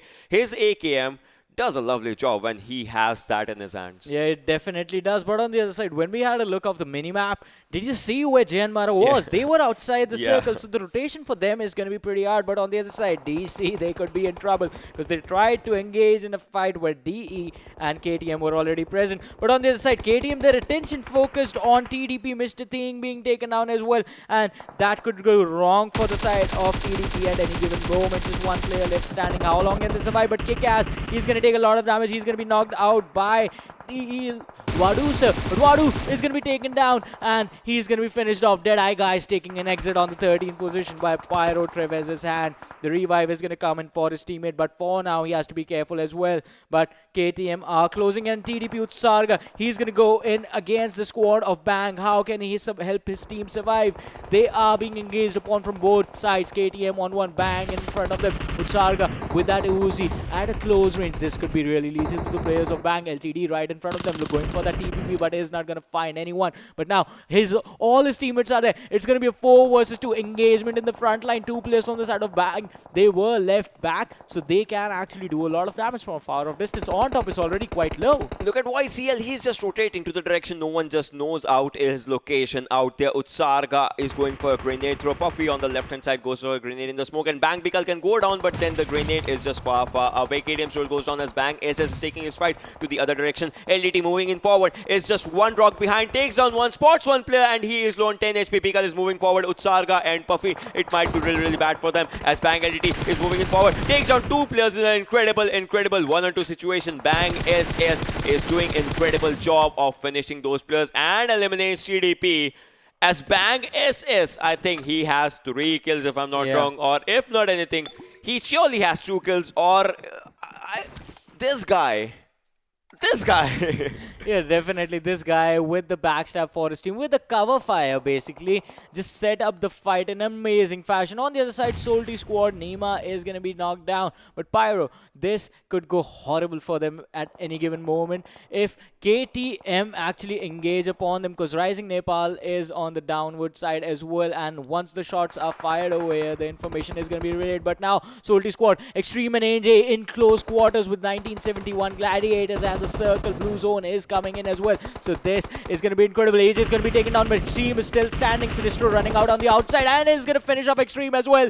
And Solty squad are going to take an exit on the 11th position. It was like they just rammed into each other and they just fell down. It was like a push or something. I don't know what just happened in that thing. But then 1971 survives to see another day. Elementrix Orange currently outside the circle. And Pyro players have their eyes on him. Orange goes down. Shaga should not be reviving him as of now, as Pyro is going for a revival on Myth. He is. But Elementrix in a bad spot right now. DC can spot them from one direction. Look at this. A grenade came to Myth. Myth is low on health right now. He just got a revive. He needs to pop up a first aid. But then KTM is ready for a fight from behind of them. And the zone just is okay. Rising Nepal is still inside the circle from previous three games. In 1971, the team that was doing a northern rotation is still out there. And there's the fifth circle, ladies and gentlemen. Elementrix Shaga outside the circle will be down by the play zone. Exactly, that is one thing that happened. Yama ES out there, Myth ES out there. Trev ES has taken a lot of damage. And Yama ES can go for the demise of the team of Elementrix as we are talking. And KTM Rage goes down. Pro Noob takes that play zone damage. Yama ES could have spotted him, but he spots one player, and that will be the end of DC squad out here as Damn Classy makes an exit on the 9th position with 5 kills. That's an incredible kill count for the team. These are top damage dealers alongside play zone as KDM Akshay has 874 damage and 4 kills. And look at this, Bang squad just left outside the circle. Elementrix makes up their exit on 8th position, and Bang with YCL surviving. Will he be able to make it? I think he has picked up all the first aids. Jyanmaara is also in a bad spot right now as Rising Nepal has their eyes set on him. Team Pyro gets eliminated on the 7th position, and this is going to be really bad as we have 5 squads, and Gunner goes down as Rising Nepal's is going crazy with his gun. Spots one player, just finishes his legacy, and Nang is outside the circle. I don't think so he's going to give his kill to anyone right now. Yeah, Nang just healing up for as long as he can, and he wants to deny that kill, especially to the side of Rising Nepal, who are responsible for finishing his entire squad basically. On the other side, Jyanmaara, they had a pretty good rotation coming in from the northern side of the map. Decided to rotate from the side of boot camp. That I think has to be a questionable decision. Once again, but we get to see that a lot. Goes in style, if anything, if you have to say anything, and we'll have to see what happens after this. They had 0 kills, if I'm not wrong. Yeah, they had 0 kills. They did not actually pick up any fights with anyone. All right, Rising Nepal. Now it's up to Rising Nepal. They have to get inside the circle, as well as the circle is on the faster side for them. We are down to 4 teams, ladies and gentlemen. 4v4v 4v3. Each and every squad has a good manpower for taking fights in their hands, as Rising Nepal is also trying to move in forward. They have spotted T2K's players. They know T2K is right in front of them. Sonam is out there. Alex is out there. Crazy can just rotate, but the zone is not gonna let him do that. This grenade, if it does damage, it's gonna do damage to 2 players. But as of now, T2K makes out their exit from that direction. Legend knows. Now they know that there are players coming to them. Sonam has been spotted. Sonam is low on HP right now. Just 75 HP for that player. We'll have to see what happens. As Alex White is also trying to move in forward. Crazy is moving forward. Alex White spots one player, takes him down, but he also goes on the counter fire. A grenade comes in on T2K Charlie. That grenade takes him down as Sonam does an incredible job. Legend can be spotted. Yes, he will be, but he was incredible with his gun as Prerak is trying to finish out some players, but Prerak has been spotted outside the circle, outside the area. It's Prerak versus him, and he's taking the zone damage and players damage, as well as Rising Nepal goes out in an incredible fight. T2K is destined to win this one as well. Yeah, Rising Nepal, that was just one mistake. Prerak standing in the corner of the house just takes a lot of damage from the blue zone in an instant, and that is going to put him in trouble for a long time basically, because his team has been eliminated. But T2K, 1971 Gladiators, and PN Gaming, the top 3 teams in this game right now. Oh, Salu YT tried to spot out some players from the side of PN Gaming, and I think he knows that there are people present over there. He is trying to... Oh, Ayush, with that, he's going to be spotted out. Takes a lot of damage, drops down to 40% health, and Mafia Ninja is right behind him. Ayush also taking a lot of damage from Salu YT. The pixel shots coming in, and oh, the skill being stolen by Legend. Oh my god, that was something different. 8 people alive. That was actually a lot teams remaining. Yeah, that was just something else on the other level. And it's a 4v3v1, ladies and gentlemen. T2K Hunter has been spotted. He is low on HP right now. Salu YT was an incredible level. Mafia Ninja still coming into the fight. Takes down 97 on Ryan. Mafia Ninja goes down by the place on that will the end of PN Gaming right now, as the team is still going strong. But it's a 4v3 situation with Ryan desperately needing a revival. Other than that, it's a 3v3 fight. Ryan will be revived. But look at this. The grenades, the throwables, the smoke, the molotovs coming in handy from one direction to the other direction. Nightwing goes down, another grenade, another molotov goes down, and all of the team, and the grenade just ends each and every one. What? You said T2K was going to take this game, but I don't think even they expected 1971, the Gladiators, to have this much literal firepower with them. The throw power, not even Yeah. firepower. They were like molotovs, grenades, everything just went Basically in, threw the kitchen sink at them. I mean, that's the only thing that would have been Alright, left. which kitchen sink That's has an grenade? expression, Which Ocean. kitchen That sink is has an expression. That is an expression, okay? That is an expression that you say when someone is going all out. You just throw the kitchen sink. I That is say an Kobe. expression. That's a figure of speech. grenade? But Oh boy, oh seriously, boy. Yeah. a molotov was done. Kobe would have been actually happy about that. A lot of needs. A molotov was thrown and a grenade just comes in, and that was just an incredible Yeah. show of the throwable power. How do you end the game? With a bang. Yeah, with a bang indeed. Coming in like okay, the kill being stolen, that was unexpected, but this was just topping everything that we have seen so far. Yeah. Even I guess even the 1v4 was yeah, you get to see those ending plays with grenades, but not an entire team being wiped out. That I think was the surprising factor over here, because you usually expect in this situation T2K would have actually smoked up a place for themselves and actually would have tried to rotate out of that situation once the Molotov started coming in. But Yeah. did not do that. Just stood behind a rock and basically took everything and just died in an instant. Yeah, I mean that was a pretty different thing, and obviously PN Gaming not giving their kills, Jyanmaara not giving their kills. I mean, Nang was just dancing out Yeah. there outside the circle. So those kind of things that happen, that they just show how much kill points matter even for the dying team. They just don't want to give their kills to the other person. They just don't want to try to get inside the zone, because they might be spotted, and a team, they can just sit there, stand their heal battle until and unless their first aids run out, and after that they can just, I don't know, just try to go for some YOLO strat or something. Nang was just hoping that some team got eliminated before he ran out of healings, and unfortunately did not happen. Your pick was Jyanmaara, right? for Yeah, this my match? pick was Yeah, Jyanmaara. Your I pick won was again. Jyanmaara, and my pick was Elementrix. Yeah. So we'll have to see like what happens in all of them, all of those things. But 1971 Salu YT, Yeah. with those, like, he was just trying to see pixels of his opponent, and he was just shooting constantly on those pixel shots. That was just an Yeah, incredible that was strategy. incredible, because from here, from our perspective, we could not see the player. But usually when you stand behind a tree that skinny, basically part of your arm usually shows. And Yeah. connecting damage to that sort of a small of an area, that is just That took incredible. constant regular damage. He was just Yeah. going for it. So what happens is, head damage is 110, a body damage is 24. Yeah. Like, not the body, the arm damage and the forearms and all those damages 24. 110 versus 24 damage, and you were constantly shooting for Exactly. those 24 damage points. That was just amazing. But I won't be surprised if Salu White is not the MVP or something. But then we'll Yeah. have to see, and we'll have to crunch some numbers for that. So let's just go to the MVP out here in this game. And it oh, is, yeah. it is Salu IT with his 5 kills, 539 damage, 4.88 kilometers traveled, and 24 minutes survival time. Out of these 5 kills, 3 were from the final grenade that he Yeah. just took. Like, that was an incredible grenade for the player, if anything. So Yeah. I mean, that was just an amazing gameplay. You just showed that even if your opponents are on cover, they just showed the T2K how to have the perfect win. As T2K had their opponents in Yeah. cover, but still they took some time in the first match. And this time they were like, okay. Exactly, and T2K were coming in with the backstab as well in this game. But now let's have a look at the game standings. 1971 Gladiators taking the first position for themselves. T2K are going to be second. Ultimate Bang is going to be on the third. PN Gaming taking the fourth spot. But look at this, interesting. Ultimate Bang eliminated quite early in the top 8 stages, but still on the third position. 9 kills to them. On the other side, PN Gaming finished third but did not have enough kills and hence are going to be fourth now. Rising Nepal's taking the fifth spot for themselves. Team Pyro is going to be sixth. KTM Rage climbs up massively, being eliminated on the 10th.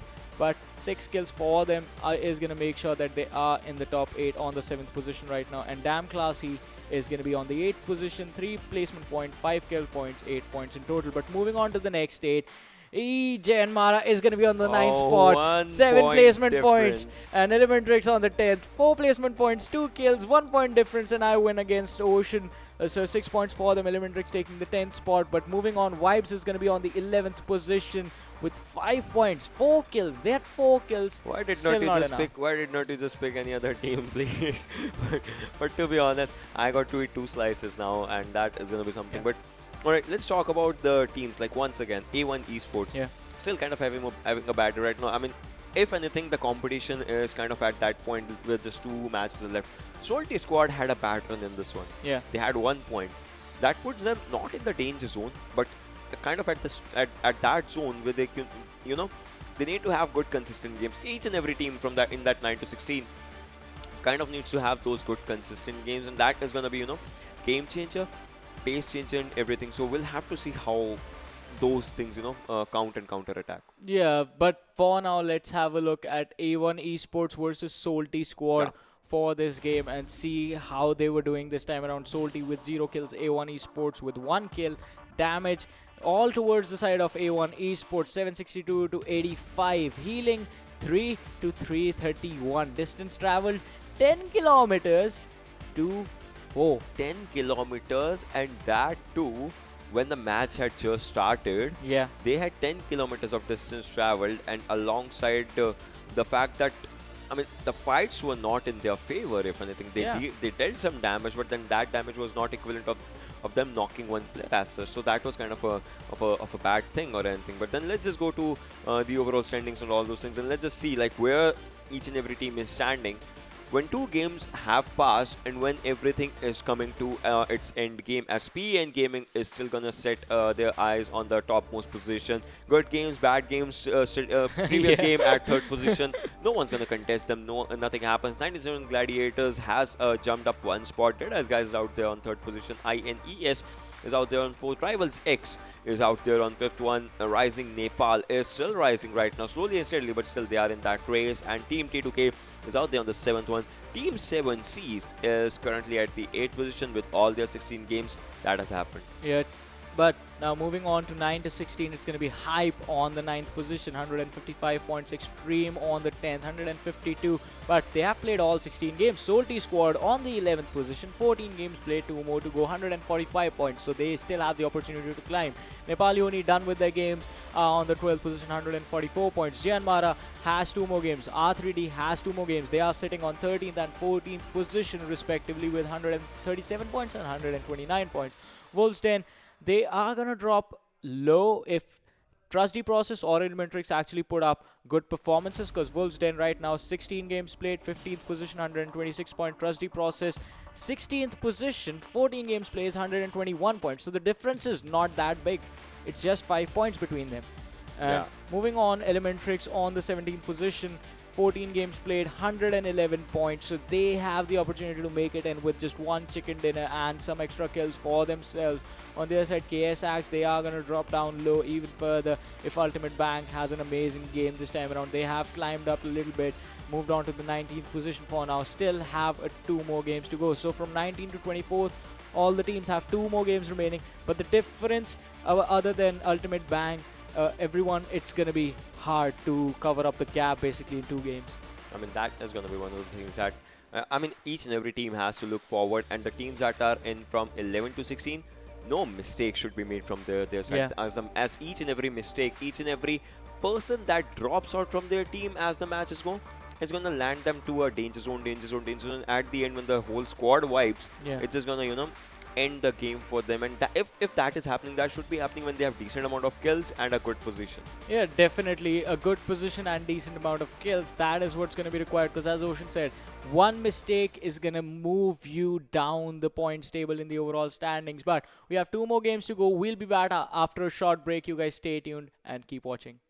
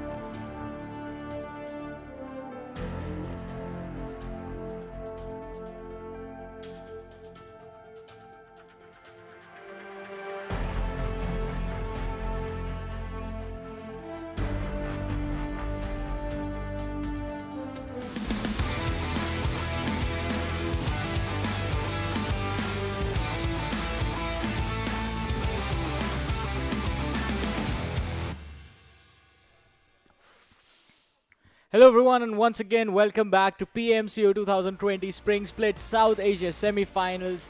Last day of the semi-finals. We are down to the penultimate game of today. It's going to be played on... Ocean forgot it. It's going to be... No, I remembered it. I was just thinking, how does he remember that thing? Like, see, if I had to... This guy is incredible when it comes to giving the intros, because if I had to remember, I might fumble in like PMCO 2020 Spring Split South Asia Semi-Finals. Oh, I said it. Okay. So it's pretty easy. It's pretty easy.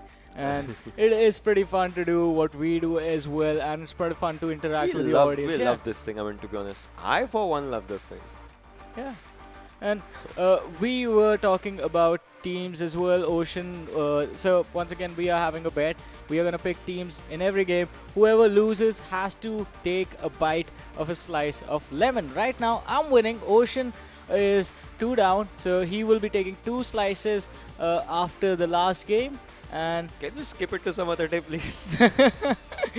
and we have one team for overall as well, and that is Ocean picking Salty Squad, and I have selected Rising Nepal. But let's let's just talk about something that is the first and the second team right now. That is PN Gaming and 1971, like where they are headed towards. Because PN Gaming, I mean, there's nothing stopping this team as of now. This team has 74 kills. Gladiators is close to them when it comes to kill numbers. I mean, they can just take the kill numbers in this particular game. But then 17307 is the damage for them, and 13157 for Gladiators. 6403 is the healing out. I mean, in the healing matter, PN Gaming has less number of amount of healing as compared to the Gladiators. But if you see the headshots, 1/3 of PN Gaming.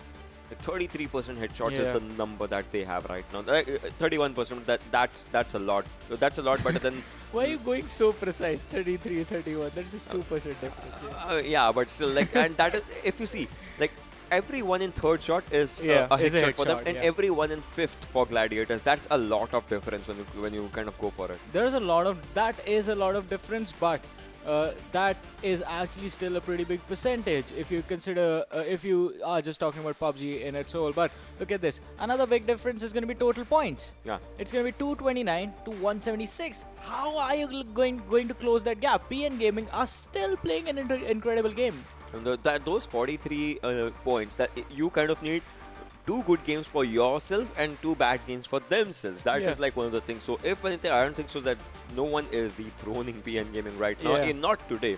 So we'll have to see like what happens and how it all goes. But so far, for now, PN Gaming got that chance where INES and Rising Nepal were not performing good. Yeah. They were like, okay, this is our chance. Let's just go for it. First chicken, second chicken, third chicken. I mean, out of the 4 chicken dinners, they had 3 yesterday. Yeah, and Rising Nepal, you just mentioned the name, that brings me to the topic. From leading the overall standings to dropping down to the 9th position. So today, the final day, I think the squad is going to put up their best performance, same as day number 1, and are going to look to make that push again. On the other side, once again, the interesting topic is going to be Trusty Process versus Elementrix, because the difference over there is not that big, and one good game could make sure that Elementrix is in and Trusty Process is out. There's that, the bridge is not that big. Yeah. If the team goes for a good performance, it goes up. If the same team goes for good for a bad performance, the bridge goes up. So it's that thing. You are winning something, you are losing something, but that win and loss actually matters. And we are in the game, ladies and gentlemen. Pick a team. TDP. All right, he's gonna go for TDP. I'm gonna go for 1971. All right, and we'll have to see. For a particular team, for a particular game, we can pick up the teams that there are. So 1971 Gladiators is going to be my team, and A1 Esports have had their early exit right now. La Cobreri as a plane path follows from La Cobreri to Los Leones, La Bendita, San Martin, Pecado, other areas that the teams can go. T2K, I can see them going to El Pozo. Salty is going out there in Montnuevo or something. But then Chumacera, will a team try to go there as R3D is going to go for the Los Leones drop? PN right now was trying to go to Last General or something, and Elementrix is on the early fight with A1 Esports as Mr. Hughes. Look at them. Look at that. Look at that. Yeah, this could be trouble for the side of Elementrix. Mr. Yozu on the rooftop. Players from the side of A1 Esports right underneath him. Can he survive this one? I think that question is better not asked for now. I mean, yeah, that is going to be one of the things. But then A1 Esports is looking really good as they take down Mr. Hyozu. Kapshi goes for him and would like to finish him. I think he's going to go for a fist fight. And he goes for his, like at the early stage, even the single bullet matters. But look at this, 1971. DE wipes 3 teams right in front of each other as DE Shifusa goes with his Uzi, takes down Red Eye and just finishes him. Does not go for a fist fight this time, but this time he was like, let's go for a total catastrophe. And Wadusa goes on Vibes Zerat as well. Vibes is not looking in a good mood right now. Anek is just sitting out there, not making a move, just waiting for him as Wadusa goes in, Shifusa goes in, but cannot spot Anek as he's on the ground floor right now.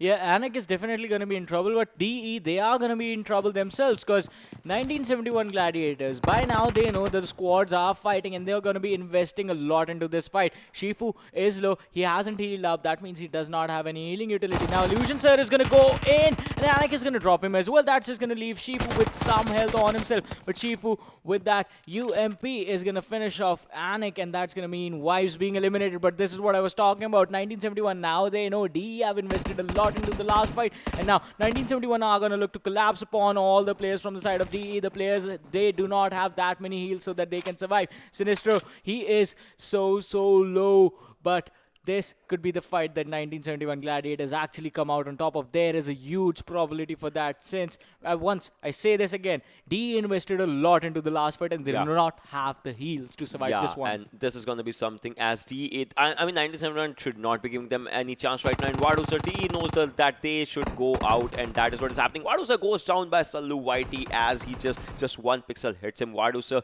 has been finished. Shifusa yet not spotted. Sinistro is moving in forward and takes down Shifusa. Would like to finish, and look at this, Illusions and rated so on just those magic pixels of their HP, just trying to survive, trying to heal if they can just go for it. Jyanmaara's gunner also takes his fight with a Thompson right now as these two players just barely breathing for the team, barely breathing for the team's survival. Vibes were the first team to get eliminated out there. Further, like, Miramar is a faster game right now. Nightwing takes down Illusions. So look at this, 1971. Look at them just moving in forward, charging in forward, punching in forward through each and every obstacle that there is. And Rated Sir with that shotgun can do some damage, can do some incredible catastrophe, but he has been spotted. And I think DE will be making out an exit. 4 kills for the team. That can reflect in the overall kill points. That is definitely going to reflect. But on the other side, Jyanmaara taking it from the side of Rising Nepal. And I want to, like 1971, the way they engaged on that fight, that was actually really commendable and really smart. They waited for the entire engagement to die. And then once Deadeye Guys, they were done with the players from Vibes, that's when they decided to engage in. And that just shows how much patience, how much discipline this team has. On the other side, A1 Esports, Dante is going to look to flank the players from the side of Bang. YCL Stranger is going to drop Bang LTD, and that is just going to put Bang at a huge disadvantage. YCL still not being spotted. SSN Bekal sticking to the back lines. But Kapshi from A1 Esports, he is quite far away, and LDT is going to be finished off with that Uzi coming in from Stranger. Bekal cooking up that nade. Can he catch someone with that one and throws it towards Sinister, but the distance just not good enough. Stranger takes a lot of damage. He's going to get taken out by Bang SS, but Bekal is going to be traded out instantly by Sinister. Sinister drops him really low. Kapshi with that Scar L is going to have to provide the cover fire for his teammate. Tries to fire some shots toward SS, but does some damage to him. Can Stranger make this one count? SSE is quite low, and he's going to be taken out as well. That's just going to leave YCL, the only member from the side of Bang, standing. And if he gets taken out, that's going to be it for the side of Bang. So 5 minutes in, 2 squads already being taken out. If Dante is so close to YCL, could it be 3 squads being taken out now? Oh, that M16, can it do something in the close range, as he has one M16 for himself? And this grenade is going to do something. Yes, it does. A bit of a damage done, but then that actually leads the player down. And Dante goes down in that M16. Incredible burst game coming out there. That was just amazing by YCL. The solo survivor surviving for the team and is trying to go for it as a revive is coming out for Stranger right now by Sinister, and Kapshi is moving in forward. But I think as Kapshi has Scar L, he has AKM.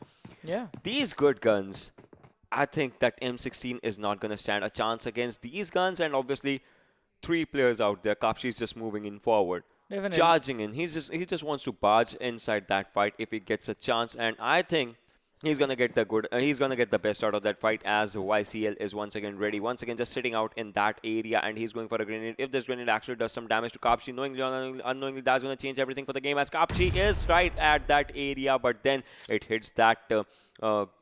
Van or whatever you call it. Yeah, the van is what it is hitting right now. Now he knows the location of Kapsi. YCL, will he go for it? He has two guns right now, but then both of them are either single guns or burst guns. As the zone is coming, the zone is going to do its work out there as A1 Esports is ready for a fight. Sinister is trying to move in forward, but then the zone's chip damage is still making into the play. Sister, the grenade comes really close to him. His health has been taken down. A Molotov coming out there for Stranger, but then he's going to be the one that is out there. And just one shot, a headshot with that M4.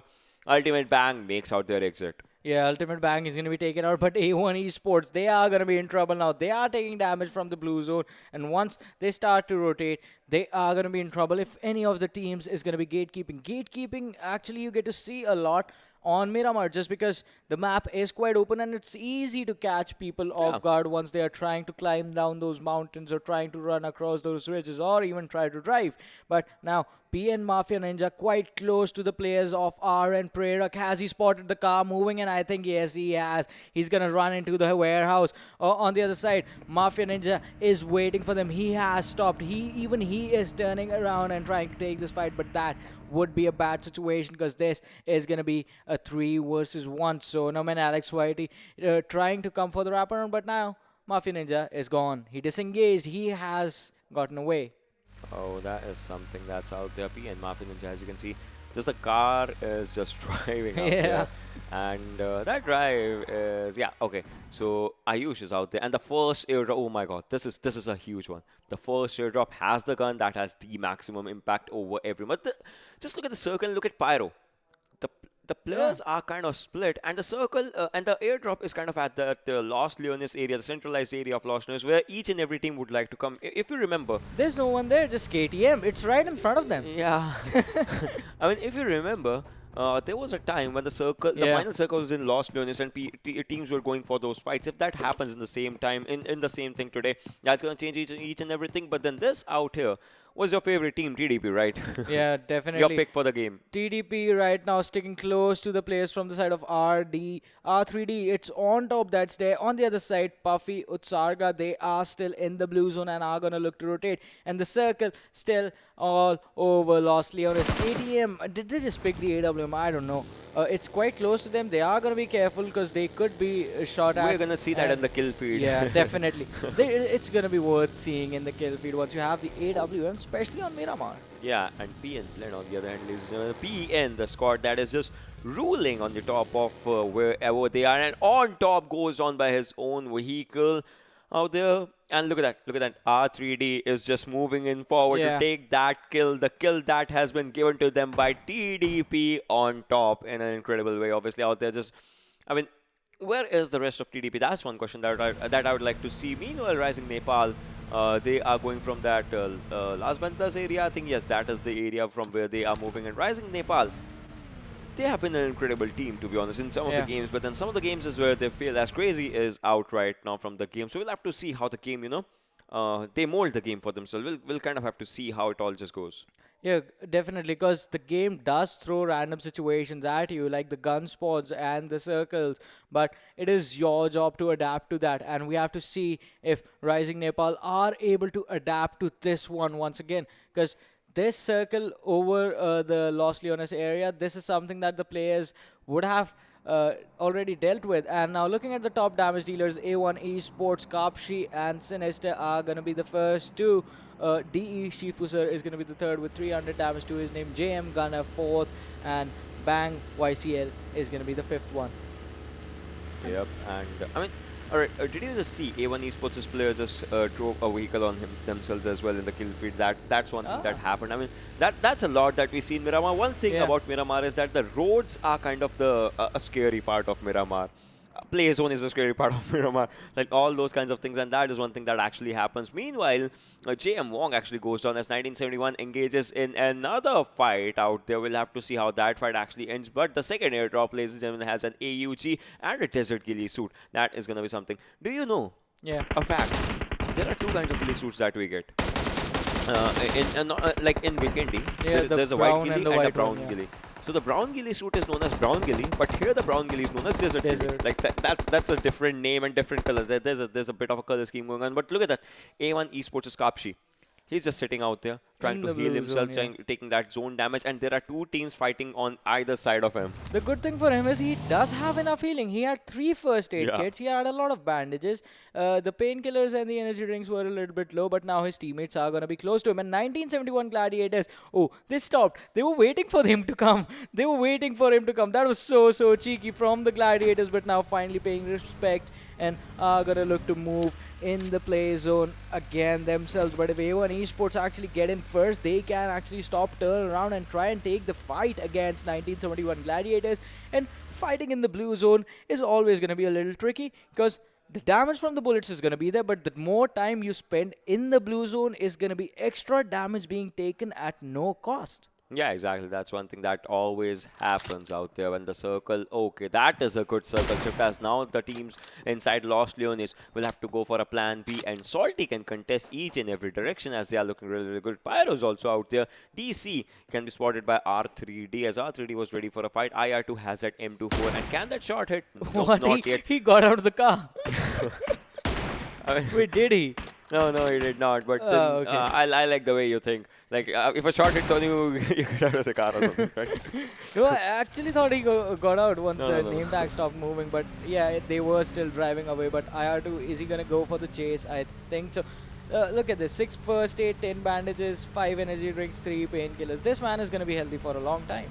Yeah, like he is gonna be healthy for a long time, and if the circle also comes on him, I mean that's not gonna do much of a damage right now. But look at this, KTM and Rising Nepal, like you know, right in corners of each other, right in front of each other, like knowingly or unknowingly they're just out there. And Warhead has a Mirado. Will Akshay will Akshay be driving in his Mirado, or is he gonna go to some other location? That's one thing we'll have to see. But AJ, that's a weird one. The 1-3 split of Salty is Yeah. a weird one right now, and JM T'Challa is also moving forward right now as Rising Nepal is trying to spot and take some shots on T2K's players. But for now, they're just going in their directions. Yeah, definitely going in their direction. But one player who has to be careful as to which direction he goes in is going to be KTM Suraj. 2 players from the side of Pyro on the other side of the mountain. And if they actually close in on him, he is going to be in trouble. But right now, the man who's in trouble is going to be K-Cas, dropping his health, dropping to 50%. And the player from KTM, he is going to disengage. He's going to fall back to his teammates and just be safe. On the other side, Pro Noob is going to look to spot some players. He's going to look to keep an eye on his own teammates as well this time. T2K, Bolihang chunking off that nade towards the player of JM. Not going to do much. The damage just not being given out. It falls a bit off its mark where they wanted it to land basically. But 1971 Sinestro is going to get taken out by a vehicle. On the other side, KTM, Akshay going in on Rising Nepal. Prerak is going to be taken down. He's going to be finished off by Akshay itself. Being caught off guard is never going to work out.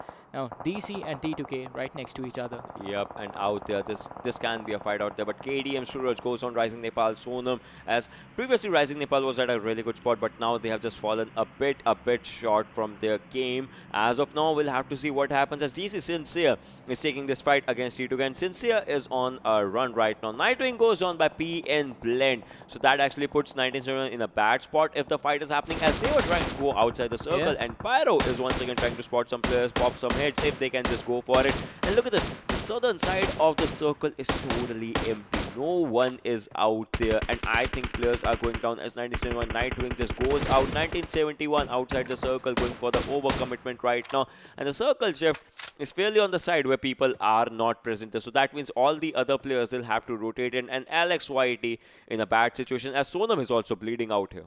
Yeah, Sinestro was taken out by the blue zone. On the other side, Sonam, I think he's going to be finished off, and Ramos finishes the job that he started. On the other side, Elementrix Poo Man with that Molotov on JM T'Challa is just going to drop the man in his tracks, but KTM Akshay is going to look to spot the players from the side of Pyro with that AWM in his hand. If he lands one shot, that could be enough. But the peak from the other players, he missed that because that was an over peak coming in. From the side of Yama, he is focused on kick-ass for now, but switching your marks constantly it is going to result in you basically missing an open opportunity. But on the other side, you have to keep an eye on both the players. Jyanmaara being eliminated by the players from Elementrix. Now Shagar engaging on the players from DC, but PN chimes in on them, and PN is going to take a hit from R3D, because these teams are basically in a close quarter situation, and right now where the circle is basically an open area with a lot of bridges. So that's it. That's literally it where the circle is. You do not have any cover. Oh, a grenade. This grenade can seal the kill as PN Blend was taken down by KTM's players. But out there, TDP, Mr. Thing takes down 1971, Salu YT. A smoke for the right-hand side. That's a really good thing. But can he spot Elementrix's players as T2K is looking really good for a fight. And Hunter goes down by PNF6. The third party is coming in handy. The ridges that actually, takes all the trust are coming in handy right now as T2K is in a bad spot right now. Just being shot from all the direction. Boliang goes down. He was trying to pop that smoke, but the smoke is not going to do enough. PN is ready for a fight as FSAC has popped out some players. Still has 0 kills. Yes. He's trying to make that number count. But then Pyrometheus' grenade takes on KTM Warhead. PN Blend goes down by Salty AG, and Play Zone eats up KTM's Rose. I think the play zone is going to be a big game changer out here, as Mini 14 is coming out by the hands of T2K Shari. Hunter gets a revive, but then Hunter is still low on health right now. Was popped out once again, is slowly and steadily bleeding out right now, and T2K is going to lose second player of its in just a hint of second. Play zone takes on KTM Warhead, and PNFC gets the kill of T2K Hunter. Salty Ryusen on the other hand with a Scar L takes on A1 Esports Sinister, but then Kapshi comes up in a good cover. But then Nima comes up against Kapshi, so many cover fires just happening in back and forth. That is one thing. Stranger also takes out one player, and IR2 takes down TDP Puffy. As we are talking, Gladiators gets eliminated on 12th spot with 5 kills out there. A1 Esports make their exit on 11th with 6. Yeah, and Elementrix could actually cause a lot of trouble for both these teams right now as to where they are. Because PN, T2K, they are on the low grounds. On the other side, Elementrix, they have the high ground advantage, which matters a lot in a map like Miramar, wherein the space is that open. But Afsek, he has the backstab, is going to drop Poo Man really low, and is going to knock down 2 players from the side of Elementrix, and Sugar is the only man left standing. Can he actually close this one out? This is going to be really hard for him. He needs to go for the revives. First, a smoke for cover, and then a revive coming in for his teammates. Otherwise, this is going to be it for the side of Elementrix P, and they are charging in slowly and steadily. The Uzi on Mafia Ninja could actually end this one, but he lies down, he prones, waits for Shagar to come in. Shagar going in for the side, going in for the flank. He is going to be finished off by T2K Legend. What? The kill being stolen by T2K Legend from that distance. That is just going to be a slap in PN's face. Well, that was something different. But then T2K Legend just goes down as Mafia Ninja's final bullet just kills him. Okay, it was Ayush. Yeah, his bullet just hits he's him. dominating. That was incredible. Like, PN Gaming is dominating out in this fight. And I'll have to see what happens. T2K has been eliminated, and we are 21 players alive and 8 teams remaining. We'll have to see what happens as R3D is trying to move in forward. Airdrop number 4 has AUG alongside a 4X. And people can use AUG for some sprays, but 4X I don't think so. But then KTM Akshay's AWM comes in handy with a headshot. Yeah, he's been trying for so long. Finally, it works. Akshay. And this is going to be the perfect angle. Pyro is right in front of him on the low ground, but he has taken a lot of damage right now, sitting at somewhere around 30% health. Is going to use the first aid, is going to heal up, and is going to try again. But look at this. TDP up against DC. They have the ridge for their cover, but can they make this happen? Switching over to the Scarrel. Now, Akshay is going to be forced to run into the circle, but can he make it?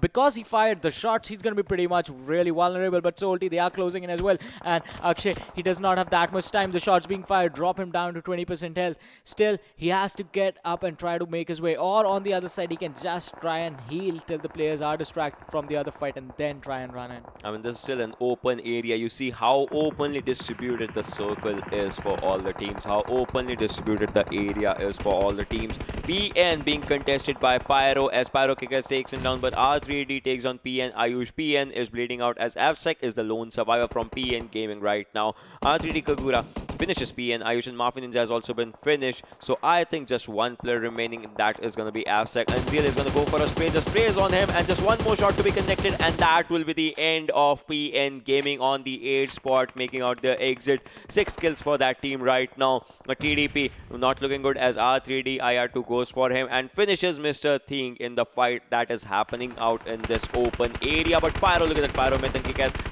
Kick-Ass goes down. Myth is low on HP right now. Salty actually just obliterates the competition between them. R3D and Zeal once again trying to spot some players on DC's side. And DC is looking good right now as they have a good cover. But for how long? As Atom, he just gets up and is on 1 HP. Will be taken down by Unseal's barrel 6 times spray. That was incredible. Yeah, Unseal, he tried to connect it, but he was going to miss that one. But on the other side, KTM Akshay, he's going to be in trouble. Look at this. He's still fighting the blue zone for now. Yeah, and KTM Ramos for the win has been taken on. KTM Akshay is outside the circle, but is still trying to take that area for himself. And Salty Nima takes on Pyro Yama. ES Salty Rusin takes on Pyro Myth. ES out there. Salty Nima is looking for a fight, an incredible fight that Salty squad would like to take, and takes down the whole squad of Pyro. Team Pyro gets eliminated on 7th spot. That was amazing. And Nima is dominating now with the 3 kills that he has. But let's look at the damage dealers. PN Afsek, 731. A1 Esports Cup, she's going to be there. 607 damage. Salty Nima, 589 for him. KTM Akshay, 588. Oh, it's R3D IR2. Akshay is going to drop down, 512. And RN, Rising Nepal, Alex YT goes in on the players from the side of Salty. And Puffy is going to take a nade to his face. He's going to be taken down. That's going to be Trusty Process being eliminated on the 6th spot.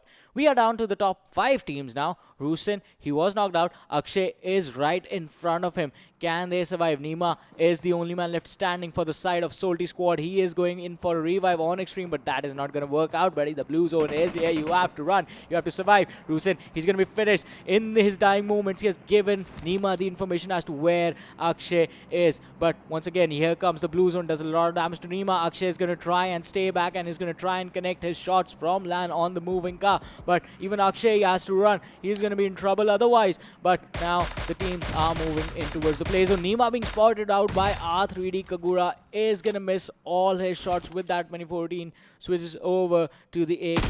But can he connect this time? It's going to be hard. There is a car right there for cover, buddy. He's just trying to go for any single connection. If he can just, have that hit mark just visible out there. But then KTM Akshay is going to spot them out and Salty squad gets eliminated. But then KTM Akshay has been spotted in that process as well. 4 teams remaining. Rising Nepal, DC, R3D and KTM. But R3D has that manpower. They have that open area power. They are distributed right in front of 2 different teams. KTM Akshay, solo survivor, still inside the circle right now. Still kind of trying to make it inside the circle. DC Pro Noob inside the circle right now. But then the other players, as R3D, they need to charge in as Pro Noob is just, just sitting out there. He has his eyes set on Rising Nepal as he knows the smoke has been popped out there. So these players will have to see 4v1v1 situation, ladies and gentlemen. Akshay's AWM actually finishes the game out there as damn classy. 0 kills, but still gets eliminated. But that AWM, that is just creating some wonderful things out there. But can he just take this fight against 1v4 situation? If not 1v4, it's a 1v2 right in front of him as Pirate and IR2 are on the different side of the ridges. Rising Nepal's is Alex White. Look at him just sneaking his way around in that deserted sand, just slithering in. But then KTM Akshay once again. This AWM is doing wonders for him as he takes down one more player. But it's a 1v4. Takes down one, just spots him with an incredible cover for him. But the circle, 40 more seconds. Can just make it count. The second player has been spotted. But will he actually go for the kill or will he go for a revive right now? That's one thing that we'll have to see. But then IR2 is moving in forward. This is an incredible play by Akshay. The play that can actually change everything for the team. Takes down the second player almost, but his health is also down right now. Would like to pop that first aid. That's going to be an incredible one. IR2 moving forward. That M24 in his hand. Why? Why is that M24 in his hand? He'll be going down. Yes, he does. 1v2 situation out there. He has changed each and everything, but then a revival is being given out there. Will it be a revival for him or not? A smoke being popped up. He has to move inside the circle. He has to move inside the circle right now. The circle will be coming out to the circle of demise, the circle of death. But then he has spotted other players as well. Private has been revived, but will that be enough? That's only one of the things. This guy has an AWM, but he is popping out really good with the Scar L. The smokes are being done. The smoke wall is being made, but will it do something? Akshay is outside the circle. The circle is damaging him a lot. Will he be popping a first aid or will he be moving right now? I don't think so. That will be enough as he goes down. Does not give a kill. Yeah, does not. Does but definitely still. not. And R3D, just because of the 20 points that they have and plus the number of kills, they are still going to be first. But Akshay denying that final kill in those final moments, and he basically stole everything else. He stole DC, he stole Rising Nepal Nepal's kill as well, and that AWM just coming in handy for the man. And this man was outside the blue, fighting from the blue zone for a really long time. I think for the last 7 minutes. This guy had He 6 was like kills. blue zone comes in, blue He zone was then taking fight comes against in. Salty at one point, Yeah. and then on the other side there was Rising Nepal. PN Gaming was out there. He was taking fight from each and every one. He had the advantage of the first airdrop. Since then, he's just taking each and every fight. The really incredible play coming in from the side of KTM, especially looking at the fact that they were in Los Leones all alone, and basically it gets a little bit boring when you don't have anyone to contest, just a free airdrop coming in. But on the other side, 1971 Gladiators started the game really strong. The late rotations is what got them killed. Yeah, I mean, that was like one of the things that actually happened. And then Rising Nepal was left with just one player, Alex White, is just, lying out there. So Yeah. that was one of the things. But R3D, they already had this game. I don't know, I think that was a fun element or something. Like R3D is one player using that M24 to just move and like trying to finish the game in style or something. But he had 1 HP, so that was one thing that he kind of needed to just see it. Because a bullet would have just touched him, and that would have been his turning point. He could have been knocked down by fall damage itself. But like the height was not there, so going for the flashy plays. Okay, so that is still risky. Because if you put yourself in those shoes, your one teammate is knocked down. Yeah, you know he's getting a revive. But what if Akshay somehow actually managed to knock down the other players as well? What if? What if? Because that was actually a possibility. He still had like, I think he still had 3 bullets in that AWM. Yeah, that is totally true. I mean, he could have just done wonders. We saw him doing wonders out there, and we could have seen much more. I mean, that guy is a legit born sniper, if anything. Like, he was just popping out heads and everything that he could see. If you could see a movement, then that guy's name, the opponent's name is showing on the crate and everything. So that was just coming out there in the kill feed. So that guy did incredible. I think he has 6 kills. Yeah. So we'll have to see where he stands with his team and with all the kills. That his team kind of has 7 kills or something, and they have 2nd position. So we'll have to see where that takes them out in the overall standings, as well as we are going to talk about those things in a bit of time. But then some teams, for the first time, less than 5 minutes, and 3 squads just got eliminated out there. Yeah, squads being eliminated, but let's have a look at the MVP for this game and see who from R3D is going to take the title this time around. It is going to be IR2. Once again, this is the 2nd MVP, I think. 3 kills, 728 damage, 6 kilometers distance traveled, and 22 minutes survival time. I mean, that's good. 6 kilometers. I mean, it's not as much as compared to what we call about when Miramar is in the equation. 22-minute Miramar But still, game. yeah, 22 minutes Miramar game means that the damage, that the distance travel will be less, but the damage actually shows that he has obliterated everything. Yeah, that was actually incredible. 728, meaning that he was creating a lot of openings, dishing out a lot of damage for his teammates to basically go in and try and get the kills, try and finish people off. But now let's have a look at the top 5 players from the last match on Miramar and see who they are. It is going to be KTM Akshay, 6 kills, 1200 damage, 2 headshots. DE Shifusa, 2nd position, 4 kills, 300 damage. PN Afsek is going to be 3rd, 3 kills, 731 damage. R3D IR2, 4th position, 3 kills, 728 damage. And Salty Nima, 3 kills, 589 damage, is going to be 5th. Yeah, these are the top 5 players of this particular match, of the second to last match, like the second last match, as after this is going to be one more angle. But then let's just have a look at what went where in this particular match. The goods, the bads, the uglies, and the crazies of this particular match, as we're going to talk about the standings. R3D Devils, 26.6 kills for them. KTM Rage, 21 points. I mean, yeah, like those 7 kills, 6 by just one person alone. That was just incredible. And Salty Squad making out their appearance out in that area. I mean, look at one thing. Yeah. Look at Damn Classy. Yeah. They finished 4th. Yeah.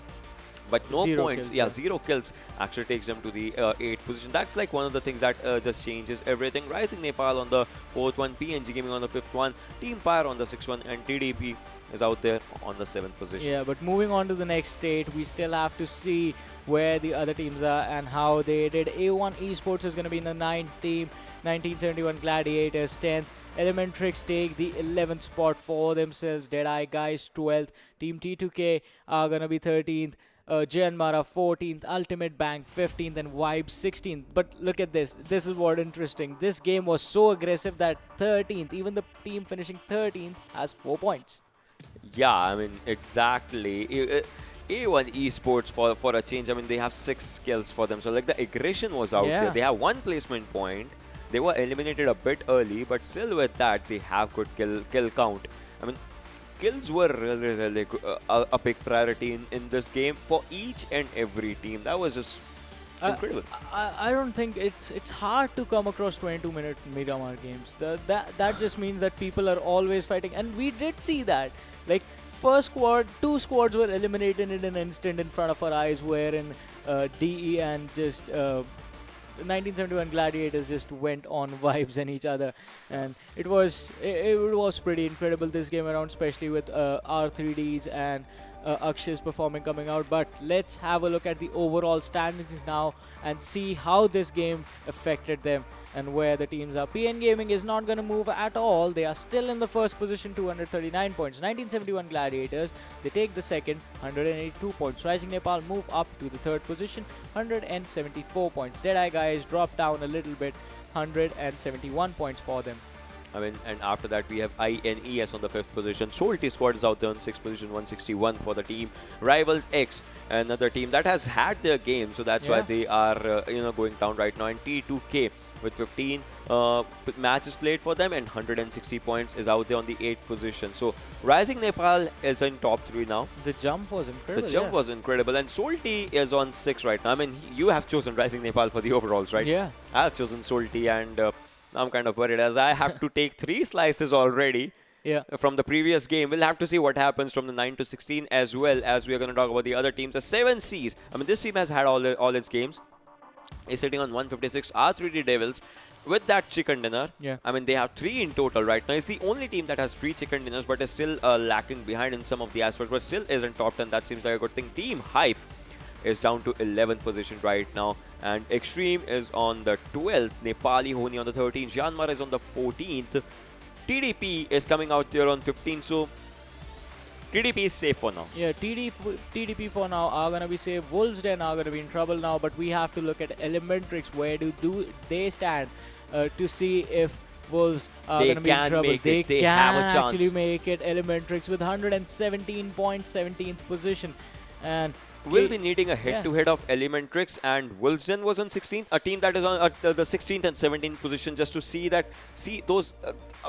those points are going to make a lot of difference right now. KTM Rage is out there on 18, KSX on 19, Damn Class is on 20th, Ultimate Bang is on 21, Team Pyro is on 22nd, Vibes is on 23, and the team that can just play YOLO right now is A1 Esports. Like, you see, Damn Classy, Ultimate Bang, Pyro, Vibes, and A1 Esports are going to be the teams that can just, just play their game. They'll just play to basically ruin everyone else's day.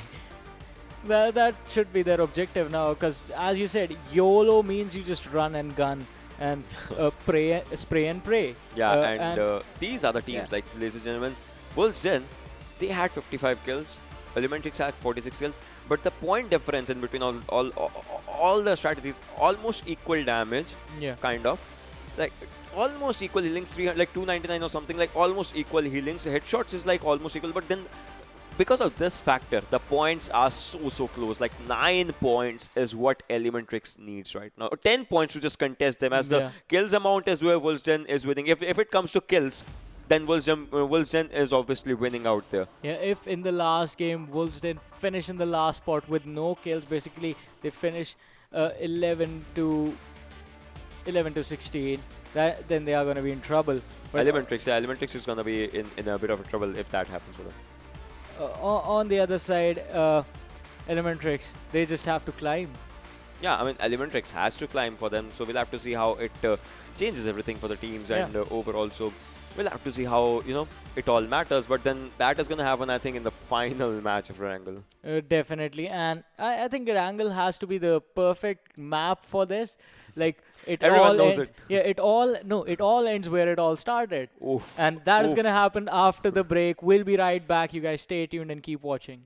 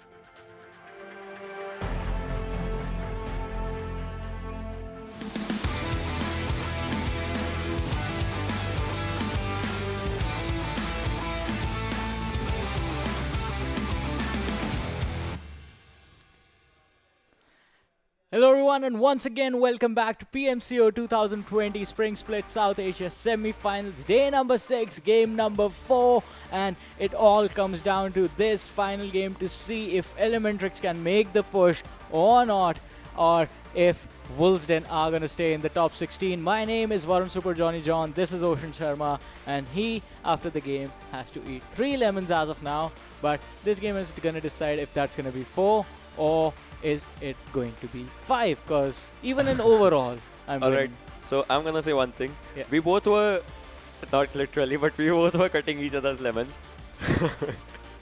Yeah, he was chopping the lemons. I was chopping the lemons, he was chopping the lemons, he hurt his finger. Yeah. I got that, but if you're just looking through it, look at the size of lemons that he cut for me. Alright? I think you cut that No, one. look at the size of lemon that I cut for him. The smaller ones, I'm a good friend. I just cut small sized lemons, and this guy has, I don't know, he has like some gigantic. See, I'm a winner. I do not know how to lose, so... Alright, so the deal once again, ladies and gentlemen, was that we had to predict the teams that are going to be on top or on the bottom of our predictions. If my prediction would have landed on top, then he would have had to eat the lemon slices. But it happened vice versa, so I am the one who has to go for them. In the last game on Miramar, I picked TDP because of Onto, but he ended up dying, but I still won. Alright, but for the last match, let's just change the thing a bit. We'll predict the chicken dinners. If either of us teams actually get a chicken dinner, we are gonna, I mean, they don't have to eat the lemon, but if neither of our teams get the chicken dinner, then both of us are eating one. And the rules have been changed just because so that Ocean does not feel back. And good luck, by the way, for this one. Imagine his team gets a chicken dinner. That's just gonna prove how good of an analyst I am. Elementrix is my pick. Elementrix is your pick for this one? They're gonna come back stronger. Alright, so this time around, I'll just pick PN Gaming. I hate you. Alright, so this is our picks, but then the final game, like you said before going to the break segment, you just said the Erangel, from where it all starts to where it all ends, and that is just like the roller coaster, the topsy-turvy curve that there is, and at the end we are in the final game, ladies and gentlemen, from Milta Power to Query Primorsk. That means Elementrix get their drop off military base, so that is going to be a good thing. TDP can go to their drop. Novo Repno is going to be out there, but then we'll have to see which teams are going to go to Georgiopol. If there's a team that's going to Yasna, as A1 Esports is playing, Salty is playing, they both drop to just Yasna. lent his private jet to Stranger, I think. I don't know, but then we'll have to see which team goes there. Jyanmaara is the first team to make out an exit, and I think A1 Esports is still going to their drop. Elementrix has dropped out of their plane. We'll have to see where the teams actually drop. As we can see, Mr. Hyozu and DC has also dropped out of their plane. PN Gaming would also like to drop to their area. And Pochinki. Oh, Elementrix, instead of the military zone, they are heading to the northern part of the map. This game just got a lot more interesting because most of the teams are avoiding Novo, are avoiding military base.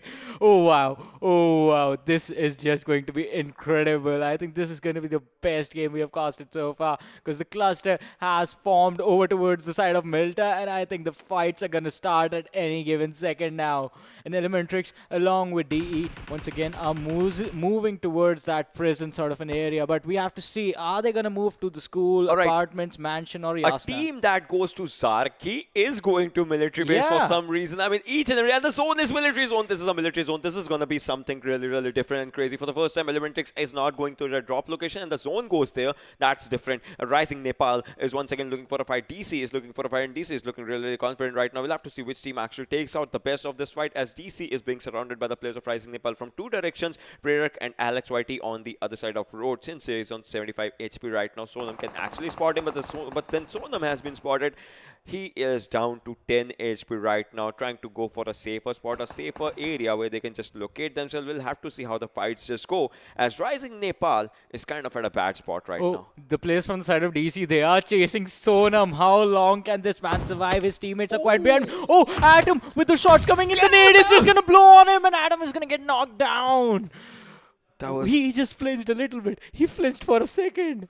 That was Wow. just weirdly badly, incredibly not really bad. I don't know what that was something that just happened, and out there DC Atom is getting his revive right now. We'll have to see what happens in that situation, that scenario as well. As crazy, he has spotted some players and he tries to take down one, but then Sincere Scar L was really sincere for him and would like to finish Rising Nepal's Drivan crazy in this particular fight. So that means the pressure is back on to Rising Nepal. Meanwhile, PN Gaming, your pick right now, is looking really good in poaching. They have nothing to lose.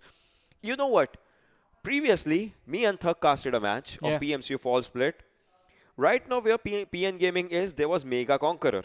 Yeah. And they had nothing to lose. They just went berserk in Pochinki, and I think I am going to see the shades of that thing happening of PMCO Fall Split. So we'll have to see what happens out in this fight. But right here, Rising Nepal, in their three-player gameplay, three-player game, we'll have to see how they, change everything for themselves. Yeah, they have to change everything. But DC, after wiping out the players from the side of Rising Nepal, crazy being taken out. On the other side, Sonam, he looks pretty healthy now. So they can go in for a 3 versus 4. But even in the early stages, why risk it? You can still go for the points. And Rising Nepal, they are pretty much comfortable as to where they stand in the overall standings. Just gonna pretty much chill in this game. And as I say that, all 3 players just proning in their respective houses. Just gonna stay there. Alex is the one that we're watching right now. Did see the players from the side of DC rotate out of their houses. So is still looking to see if they left anyone behind. Yeah. But once again, early game fights, you have to be careful. Your armor could be damaged. Your armor could be taken away. Talking about taking damage, Private is going to take a lot. But he is still going to be standing. KTM, Warred and Akshay in those compounds. Warred was taken out. Now Akshay is going to drop on Zeal. And Akshay is going to be taken out as well. But Kagura comes in from the back, looking to finish off the players from the side of KTM. Shotguns, That shotguns. is just unfortunate, yeah. Shotguns are giving out kills right now. That is something. And look at that. The car chase happening as Bang YCL is going out there. Private takes on KDM Warhead. And R3D is looking really good right now. But Bang has actually, gathered the players. As you can see, YCL and Bikal is out here.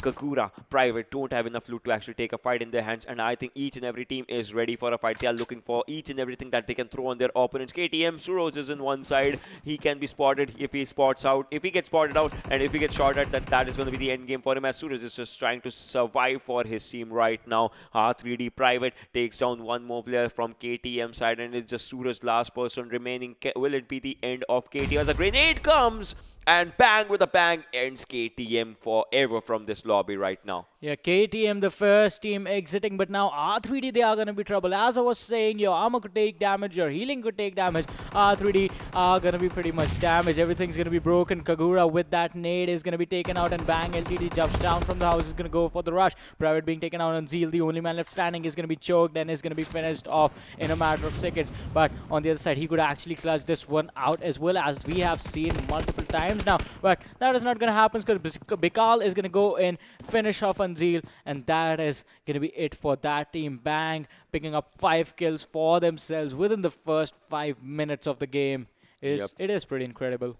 Yep, that is true, and we'll have to see how it all just changes, because KDM was a strong team when the day started. Yeah. Right now they just got obliterated under the competition. Look at this, PN Blend, look at him. He is solo surviving out here in this area, and if he gets spotted by a Hunter or Shari, that's gonna change each and everything. As Legend and Polyhang are also out here. Mafia Ninja on the longer edge of the rotation, and PN Ayush is also coming. Blend might have given the perfect call out there, but a grenade is gonna come. Hunter is gonna go for a nade. If that grenade hits him, that's going to be something. But then PN Pen goes out right now. The grenade does not do some damage, but then the guns actually do. And Bolyang and Hunter are moving in forward. But Mafia Ninja and Ayush are right there to give the perfect cover. But Blend goes down, but still is 1 HP. Hunter is 1 HP, as you can see. He needs to pop up a first aid right now. Yes, he gets a perfect cover to pop up that first aid. But Ayush and Mafia Ninja, can they hold this fight right now, as one of their players just lost out their way?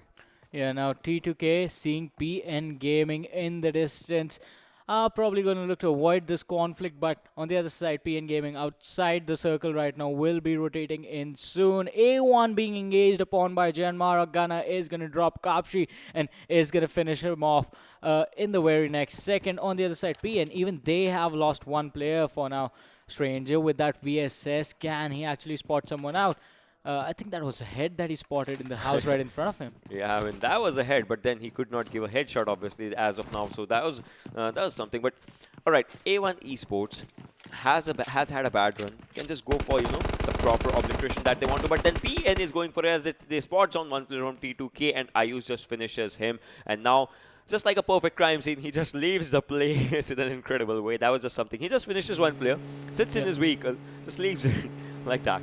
But Elementrix, look at this, right on the southern side, close to the Novo Bridge. They just need 10 more points to stay in the top, to make it into the top 16 and make it into the finals for tomorrow, from where the top 6 teams will move on to the PMPL, the grandest stage of all, and it is going to be their game. Elementrix, just be careful, just play your game. If they crack under this pressure, then all hopes are going to be lost for them. But on the other side, vibes at the military base, as Ocean, you said, this is a military circle. So vibes are pretty much going to just chill here for the next couple of minutes until I think the third circle, unless the next circles actually form on the military zone. And DC Steelix OP with that VSS is going to spot out the players from the side of A1 Esports. Stranger, Sinister, and Dante being spotted out in the house right in front of them. Stranger has taken a lot of damage, drops down to 30% health, but he has the heals. They are kicking in slowly and steadily. The bandages coming in handy for the player, but now DC, the two players, Steelix and Sensei, are they going to collapse on A1 Esports? This could be risky, but they are going in for the flank with that UAS on them, or as Ocean calls it, the level 1 UAS. Level 1 UAS, exactly. You, my boy, is knowing good things right now about the game, to be honest. But then we'll have to see where DC actually goes out of here. As DC, they have made some early exits out of the matches and all today as well. One match was really good for them, but A1 Esports, the team that can just go all in and cannot be worried about the consequences, is still surviving out here with 3 players. Let's see what happens, how it all happens, and how it all goes. Sincere spots out one of the other players from the side of JM, but Soneem somehow manages to get away, basically. On the other side, 2 of the other players from the side of DC, they are on the higher ground. On the other side is going to be Jyanmaara, so looking to gatekeep the players and not allow them to come into the circle is going to be the priority. The airdrop coming in with the Groza, the tac stock, the armor, a helmet, and the backpack.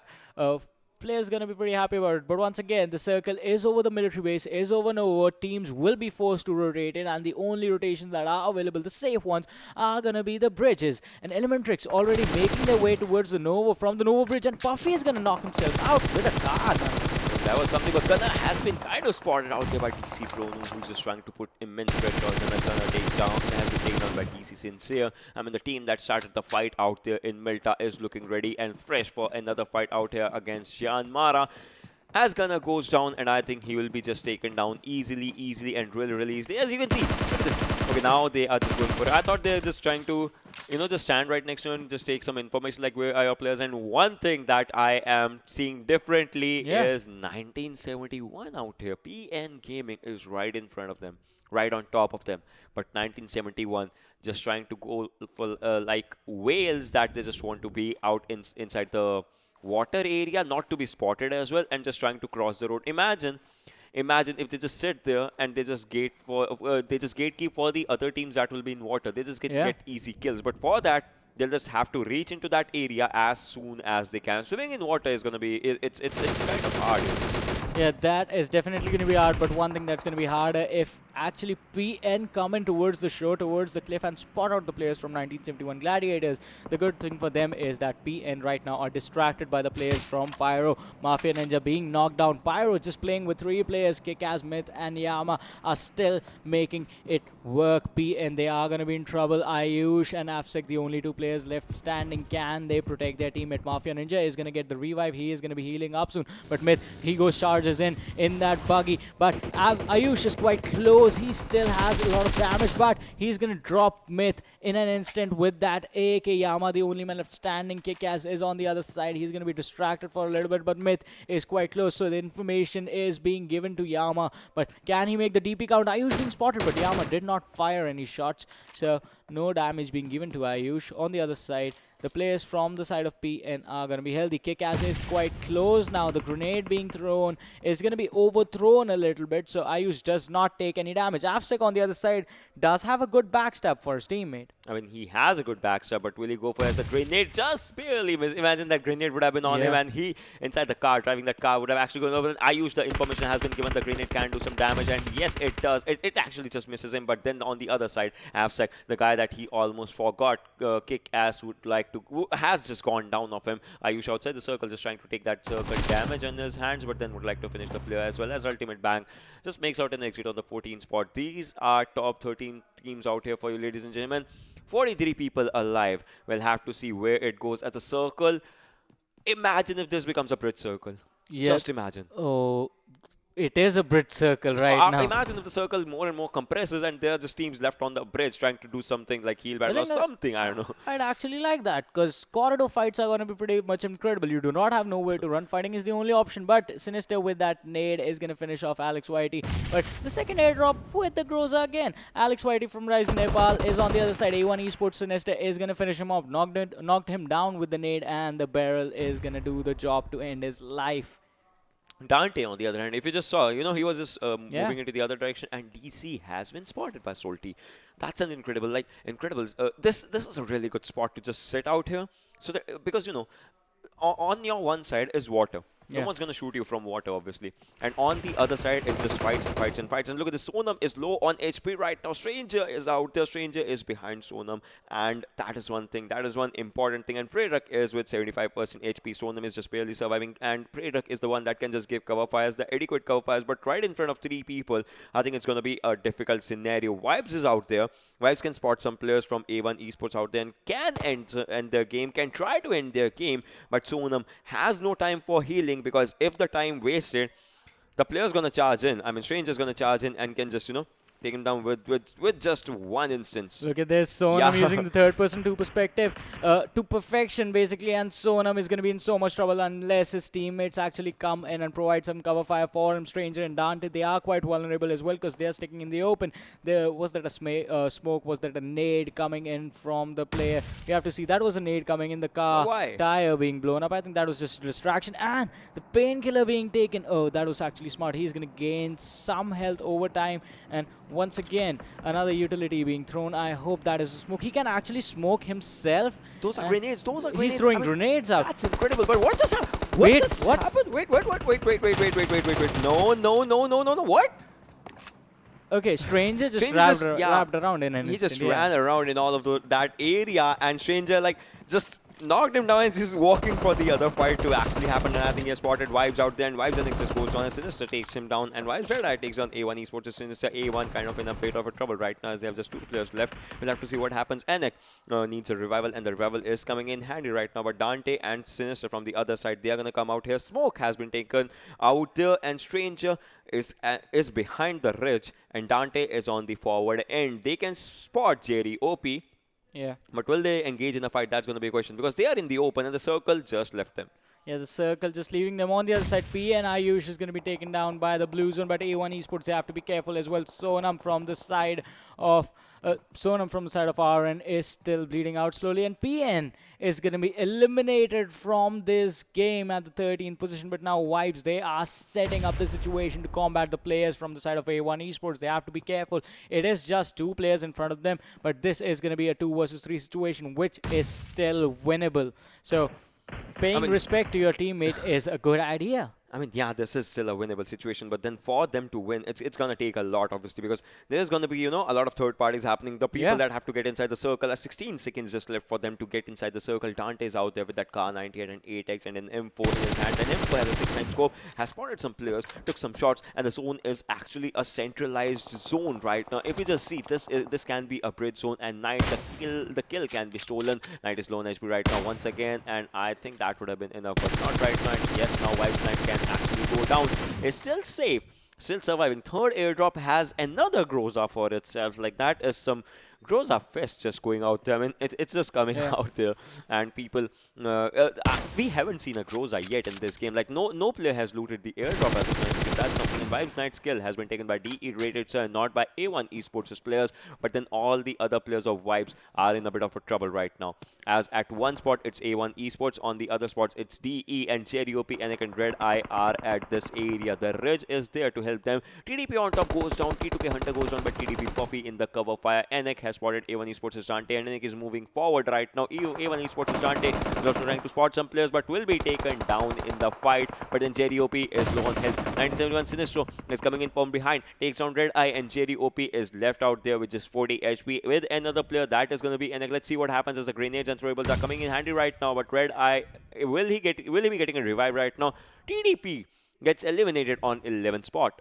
And once again, a fast-paced game coming in just because of where the circle is. Red Eye is going to take a nade and he's going to be taken out. But 1971, they are fighting two different teams. D. Wadu sir comes in from the back. He's going to be taken down by Salu IT. Salu, still pretty healthy, is going to be ready for another fight once he's done using the first aid. But on the other side, Vibes, they are going to use this opportunity to get away. But Stranger is waiting on the other side, inside the shed that he deleted a player from another team from a couple of minutes earlier. Vibes, they have to be careful. Jerry OP takes a lot of damage, drops down to 25% health. On the other side, Anik, he is still pretty healthy. But let's have a look at the top damage dealers for now. R3D Private leading the charge with 407 damage. DC Sincere sitting at 392. A1 Esports Sinister at 391. But JM Wang right now is on a domination, has 3 kills for himself. But DE rated, sir.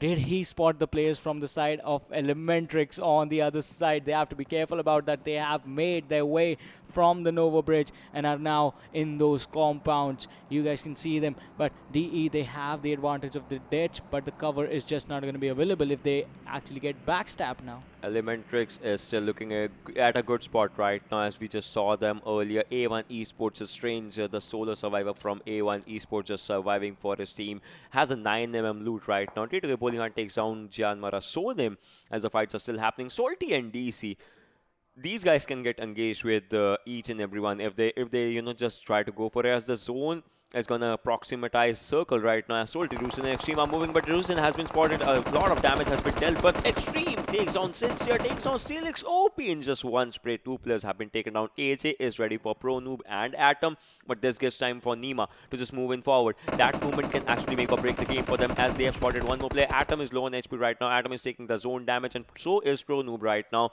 as they were trying to overcome it outside the circle, and Atom gets spotted by Salty. Nima, DC Sincere is down, DC Steelix OP is down, Pro Noob and one more player is out there. But then are they gonna go for it, as Atom actually takes a fall as well? Pro Noob will be going for a revive, but just 2 more seconds and the zone comes in. Salty Nima just moves in forward, just rushes in, charges in right now to take the fight in their hands, and 2 players have obliterated the competition. And I think damn classy, yes, they get eliminated as just 2 players take everything in their hands. Elementrix need to be in the top 3, just reach the top 3 to make it into the top 16, because they need 10 points, right? Yeah. They are sitting at 117. The team in front of them is 126. Yeah. And they do not, Wolves Den is the team there, and they do not have any more games remaining. They have already played all their games. So Elementrix, they just need to hide and make it into the top 3. We are down to the 8 teams. We are down to the 7 teams, and Elementrix is still surviving. Vibes was a team that was taken out. They are still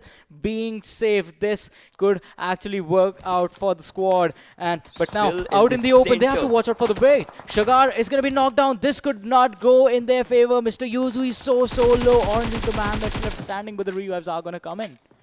So TJ with ATM 6 times trying to go for it. If that shot lands, one more shot, if that lands, I think that's going to be the end of 1971. But meanwhile, Elementrix always takes down one player.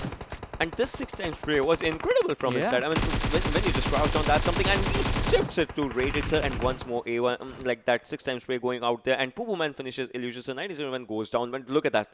This is one bad thing about the Brit Circle. Rising Nepal's players that are out there. That's going to be something. And Elementrix. 3 more teams get eliminated now, and they make it. If 3 more teams gets eliminated, they are gonna make it. They have 2 points already. Jyanmaara is out there with 7 points. Salty Squad with 5 points, and Deadeyes Guy is out there with 6 points. Who is gonna end their day with a chicken dinner? Who is gonna be the team that dominates the end of the day? That is a big question in the minds of everyone. Just guys, Comment down your favorite team if that is alive out here, and if you think that Elementrix is gonna make it out there. Jyanmaara is out there for a backstab. Sonim just reaches really close to Elementrix's players. Chala and Wang are also coming out there. We'll have to see what happens in this fight, but Elementrix Shagar is moving forward. Look at this! Look at this! Xtreme is really close to. Oh my God! He knows. Like, you can just go there and literally say, "Hi, how are you doing, bro? How was your performance?" Like, that is something that's out there happening. I mean, what? Both of them are like, all right, let's just chill here. I won't tell my teammates that you're here. All right. Imagine if Salty's player, they just give the information. But meanwhile, this is an important one as Elementrix needs to make their way. Jyanmaara's Sonim right up front. T2K Polihang in behind that area, and Salty Nima trying to make up their perfect wave as if they want to get inside the zone. As the zone is just shifted right now, the zone favors Elementrix. The zone favors Jyanmaara. Rest all other 4 teams are outside the circle. What's gonna happen as the countdown enters 3, 2, 1? And the zone just barely starts to move, and so do people. So do people start to move, start to drive, start to swim. Let's see what happens. Yeah, we have to see what's going to happen. Jyanmaara right on the seashore. They are going to take some damage from the players on the bridge, but Elementrix Orange and Mr. Yozu are going to go in on players on the bridge. Salty Squad was the players. They are going to drop a few, and Pupu Man is going to drop Xtreme. Rusin, the only man left standing for the side of Salty Squad. T2K being taken out. Just one more team leaves the game, and Elementrix, they make it. Deadeyes Guys was taken out as well. Salty Nima being taken out. Yuzu is going to drop DE-rated. And I think Elementrix, by now, they do have enough points to actually make we'll it, considering where they stand and how many kills they have. We will have to see that at the end, because right now 8 and 5. All right, they have made it, but then let's see if they get a chicken dinner or not, because they have done a lot of homework for this situation, for this scenario right now. You can see 4 teams. Out of those 4, one is inside water. That is Sonam and Prerak. They cannot pop their heads out. Will they be giving their kill? Salty Rusin is moving forward. The solo survivor from Salty Squad right now with just barely 20 HP has only first aid bandages. Will he be able to go for it? Is trying to spot some players, as well as Elementrix has all their 4 players left. And then Rusin, that should not have happened out there. He just gave up his location, and that is going to be the end of him as Elementrix Man takes down the kill, and Sonam goes down as this is going to be a 4v3 situation if anything happens, as R and Sonam goes down. Prerak still inside the water area, the water words. We'll have to see what happens as Elementrix's Mr. Hyosu goes down by JM Wang. Will Jyanmaara go for a push right now? Pupu Man is low on HP right now, real low. Orange also goes down. Pupu Man and Shagar, 2 players remaining. One has a 75 HP. We'll have to see what happens. Wong also goes down. The grenades are coming handy. This grenade can do everything as Orange is low on HP right now. Shagar still sitting at the back end of the fight. And look at Prerak. No one just spotted him. He has covered the whole distance of this river right now and is ready for a backstab. This can change everything for Elementrix as well, as he can go for an easy backstab on Jyanmaara's T'Challa. The factor is, will he spot them? Yeah, will he spot them? Predak can chase this entire situation, and Elementrix can get the chicken dinner in the last game. But Predak has to go on the move now. He is going on the move. T'Challa, if he gets taken out, the players from the side of Jyanmaara, they will get distracted, and Elementrix will have an opportunity to go in then. But Predak, will he engage in combat? Because T'Challa is so close to him. The fight is happening right on the riverbank. Elementrix going for a wrap on the players of Jyanmaara. Right on the other side of this rock is Wang. Shagar, he fires the shot, misses a few, but Shagar is going to be taken down slowly. But the players are there. He has his teammates, 2 players being taken down. Sonim is going to be taken down. Jyanmaara gets wiped out in an instant. Now Prerak is the only man left standing between Elementrix and the chicken dinner, and it is going to be a 1 versus 4 fight, while 2 of the players from the side of Elementrix are really low. He's going for his grenade. What did he just? Was he just pulling the pin for himself? I am not giving kill or something, because he's outside the circle. 30 meters is the distance that he has to get inside the circle. I don't think so. He's going to go for it, because he is just going to be out there. He has no first aids. His vest is totally damaged. His helmet is 50% damaged, and the grenade is for him, I think so. Or does he has a fight left in him? He's still thinking, having second thoughts about the fight, or what? That is one thing that I'll want to see, because Elementrix is ready for it. Predak, is he going to go for his grenade, or is he going to go for someone else? That is one thing that we'll have to say. The circle is just going to touch him. I think the circle has just touched him, so that's going to be something. He's going to lose health points as well, as right now he is outside the circle. Just going to stay here. He's going to dance out there. That is a taunt right now in the face of Elementrix, and he ends the game outside the play zone. Rising Nepal finishing second, but Elementrix, first position, and with that, and Pupu Man stepped up big. 5 kills for the guy. Elementrix with a total of 8 kills, 28 points in total, and Ocean, you finally get a victory. For the first time, my predictions are right. I'm happy. That too, that was supposed to be the hardest one.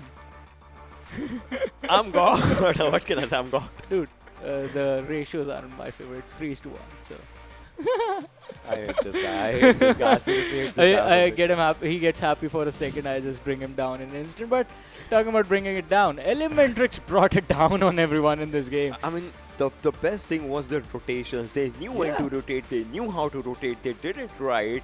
For the first time, not dropping at military base helped them. Not dropping in military base when the circle was on military base. Yeah. That was incredible by this team. Like, hats off to Poo, man. Hats off to Shagar. Hats off to Mr. Hughes. Like, the players knew their role when they had to do what and how they had to do it. Hats off to Rising Nepal's Prerak. Like, yeah, the waves coming in towards the end. That was just incredible. And what is funny is that him and Xtreme were actually like in the water together, and Prerak somehow makes it.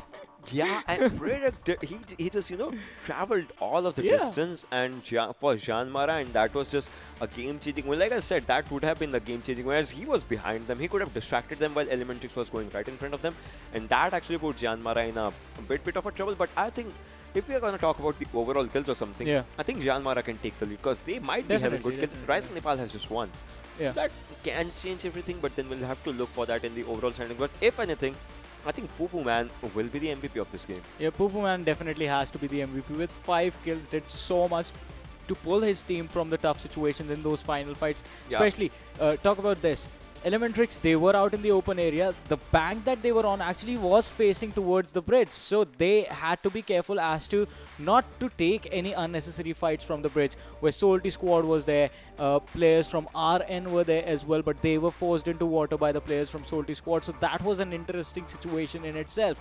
But the way Elementrix, the way this team rotated and played for placement, I would have to say. Because the moment they made it into the top 3, they could have just let it go and just slid off into the background. Yeah, but then they were like, let's just go all in, leave everything behind. We have come this far to make a statement, and we are going to go by making a statement. And that's what they did. Did not get the last kill though, but still, that was incredible. Let's just go for a head-to-head to see the first and the second team of this match that everyone knows was Elementrix and Rising Nepal, the player that was taunting versus the players that desperately wanted the kills. So we are going to see about those stats as well while we'll be talking about that. And I think, if anything, this game changes everything from Elementrix now on. As you see, in this particular game, they had 8 kills. Rising Nepal had 1. But in that 1 kill, they had 624 damage. That was pretty good. But 1074 for Elementrix, it's a good number. 1000 damage in 1 game, 8 kills coming in for them, and distance traveled. Look at the distance traveled. Yeah, they dropped in a different location, so that had to be one thing. But then, out of this 26 kilometers for Rising Nepal, I think most of it was covered by water only, because you remember, most of it was remember Rising Nepal's players were right next to Salty's players when they were inside the water. So there was that thing just as well. Swimming together, just chilling for a bit in the water, and that was an interesting situation because one perfectly cooked nade right in the water with the low drop coming in could have actually basically killed off all the players in there. Their own players as well. Yeah, Salty would have been like, alright, dude, you just chill for a bit, we'll be back after the chicken dinner. Yeah, but you get don't some get some kills coffee, for your own Yeah, you don't get the kill, but you get 2 kills of the players that are in there. Yeah, let's just talk about the MVP of this game, like the player who actually dropped each and everything out there that was given to him. So that is going to be, if none other than, Poo Man. The damage was around 400, but still, see, the team was playing in a bit of a trouble out there. They did not want to, engage in most of the fight, but still in that, if you manage to give out 5 kills, that is incredible. 24 minutes and almost 40 seconds was the survival time, and 10 kilometers of the distance. The team covered 36 kilometers. This guy solely had 10 kilometers, so that's good. Yeah, that is definitely gonna be good. And 5 kills with 395 damage just means that he was making sure that if he saw anyone take some damage from anywhere, he was gonna go for the finish. And that is just incredible. That is just making sure that you are making the opportunities that are being handed out to you count. You're making them matter. And with that, let's have a look at the game standings and see how the other teams fared out. Because Elementrix is going to be the team sitting in the first position with 28 points. Jyanmaara taking the second position with 19 points. Rising Nepal dropped down to the third, even though they finished second. with 15 points to the name. Deadeye Guys, they are going to be 4th, 14 points coming in. Salty Squad, 5th position, 13 points coming in for this team. 1971 Gladiators take the 6th position, 9 points. Vibes and Team T2K are going to be 7th and 8th respectively, both the teams with 7 points on their side. Now moving on to the bottom 8, we still have to see as to how the other teams did. Ultimate Bang, 9th position, 6 points. EN Gaming, R3D Devils, Damn Classy and A1 Esports are going to be 10th, 11th, 12th and 13th respectively. All the 4 teams having 4 points to their side. Team Pyro, 14th position, 2 points. Trusty Process and KTM Rage on the other hand are going to be 15th and 16th, 1 point each, but Trusty Process, I think they are pretty much safe now. Every team kind of is at a safer spot. If you're looking, see, a team that can do an incredible comeback to Elementrix, like if they can do it, I mean, every team kind of has that in them. We'll have to take a look at the overall standings also, like in a bit, but then we'll be talking about that thing, how everything changes for some teams in just a hint of second. You kind of know that you have to play safe, and that's what the team goes for. But this team in the final circles went for the fights as well. When they knew they were kind of safe, they went for much more destruction that was just given to them. They started fighting when there were only 4 teams left, and that is actually smart. Until that point, if you are... See, I always used to say that, and I still say it is, playing for placements is the better decision, because overall, in the long run, that actually works out. Because instead of risking it and getting eliminated early on, wherein you're only finishing with like 3 points, 1 for placement, 2 for kills, or 5 points, 1 for placement, 4 for kills. It is going to be better to finish in 14th with 14 points and 0 kills every single time, or 10 points and 0 kills every single time, because in the long run, if you play 6 games, that's like 60 points in each, and you are not going to finish with 0 kills. That's the thing. You will get some kills along the way. So, yeah. That is true. Now, let's just have a look at the top 5 players overall and all the stats that we're going to talk about. So, like, of this particular game, like in this game, because Poo Man had a good impact, but then on the other hand, if we're gonna talk about all other things, like if anything, I'm gonna say there was a damage stat in all of that, but then Rated Sir is out there on 618 in his damage. Wong was out there on 564. Nima was out there 551. Sensei is on 511. I mean, this was one thing. Poo Man had incredible kill number, 5 kills, but he had 394 damage. So that actually, shows out here that there were some other teams that were ready for the fights and throwing all the damages that were out there. So we are going to go for this. We're going to compare this, but then now let's just compare overall stats and all those things. Like which team is going where and which team is standing out, because those numbers are going to matter a lot. Definitely, those numbers are definitely going to come into play as to see, because the top 16 teams are going to be playing in the finals, but teams lower than that are not going to make it. So PN Gaming, the first team on the first position, 243 points. Other than no other team has hit the 200 point mark.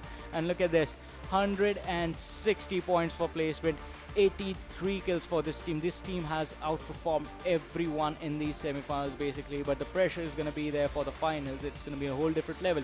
Moving on, second position being taken by 1971 Gladiators, 191 points. Rising Nepal is going to be third, 189 points. Deadeye Guys is going to be fourth, 185 points. Salty Squad is going to be fifth, 174 points. Team T2K is going to be sixth, 167 points. INES 7th, 162 points. T2K had 167. And Rivals X just 1 point short, 8th position, 161 points. So moving on to the next 8 is going to be the last set of 8 teams that actually make it into the finals. It's going to be R3D, 9th position, 159 points. Jyanmaara 10th. 7C 11th, Hype making it 12th position. Xtreme is gonna make it as well, 13th position. Elementrix make it after this game. What an amazing run for this team in the last game. 14th position, Nepali Ho Ni 15th, and Trusty Process is gonna be the last team to make it in the PMCO 2020 Spring Split South Asia Finals on the 16th spot. Moving on, let's have a look at the 8 teams who had a hard time, are not going to be making it, but I'm pretty sure they're going to come back again the next time and stronger than ever before. It's going to be Wolves 10, just barely not making it, 126 points on the 17th spot. KTM Rage on the 18th, KS Axe on the 19th, Ultimate Bang on the 28th, Damn Classy 21st, Team Pyro on the 22nd, Vibes is on the 23rd, and A1 Esports on the 24th position. I mean, this was incredible. Elementrix once there was a moment that they were purely qualifying, and right now they're sitting good at 14th position. But then the teams that did not do it, I'm just gonna say one thing. They reached out here from the qualifier stage to the semi-final stage. That means they had that gun power, they had that firepower, they had that positive mentality in them. And if anything, these teams are gonna be one of the teams that we are gonna see the next time.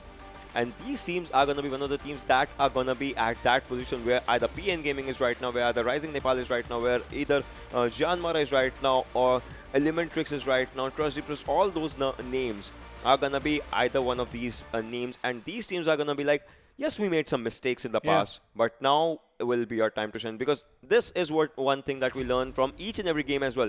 You have a chicken in one, you don't have a chicken in the other, but still you get to learn your capabilities. You actually get to learn a lot, and that is only going to happen once you see those mistakes, once you actually have the experience, because as you said, they have the firepower to actually make it into the semi-finals. Leave the semi-finals. To actually make it just to the group stages, you have to fight thousands of squads, thousands of players in multiple matches, and then you actually make it over here. But for now, let's have a look at the head-to-head between 16th position Krusty Process and 17th. That's going to be Wolves Den, and see what separated them. Kills, Wolves Den leading 55 to 50. Damage, Wolves Den leading once again 11,877 to 10,815. Healing done, Trusty Process has the lead over there, 7,100 to 4,899. Headshots, Wolves Den take the charge 15 to 7.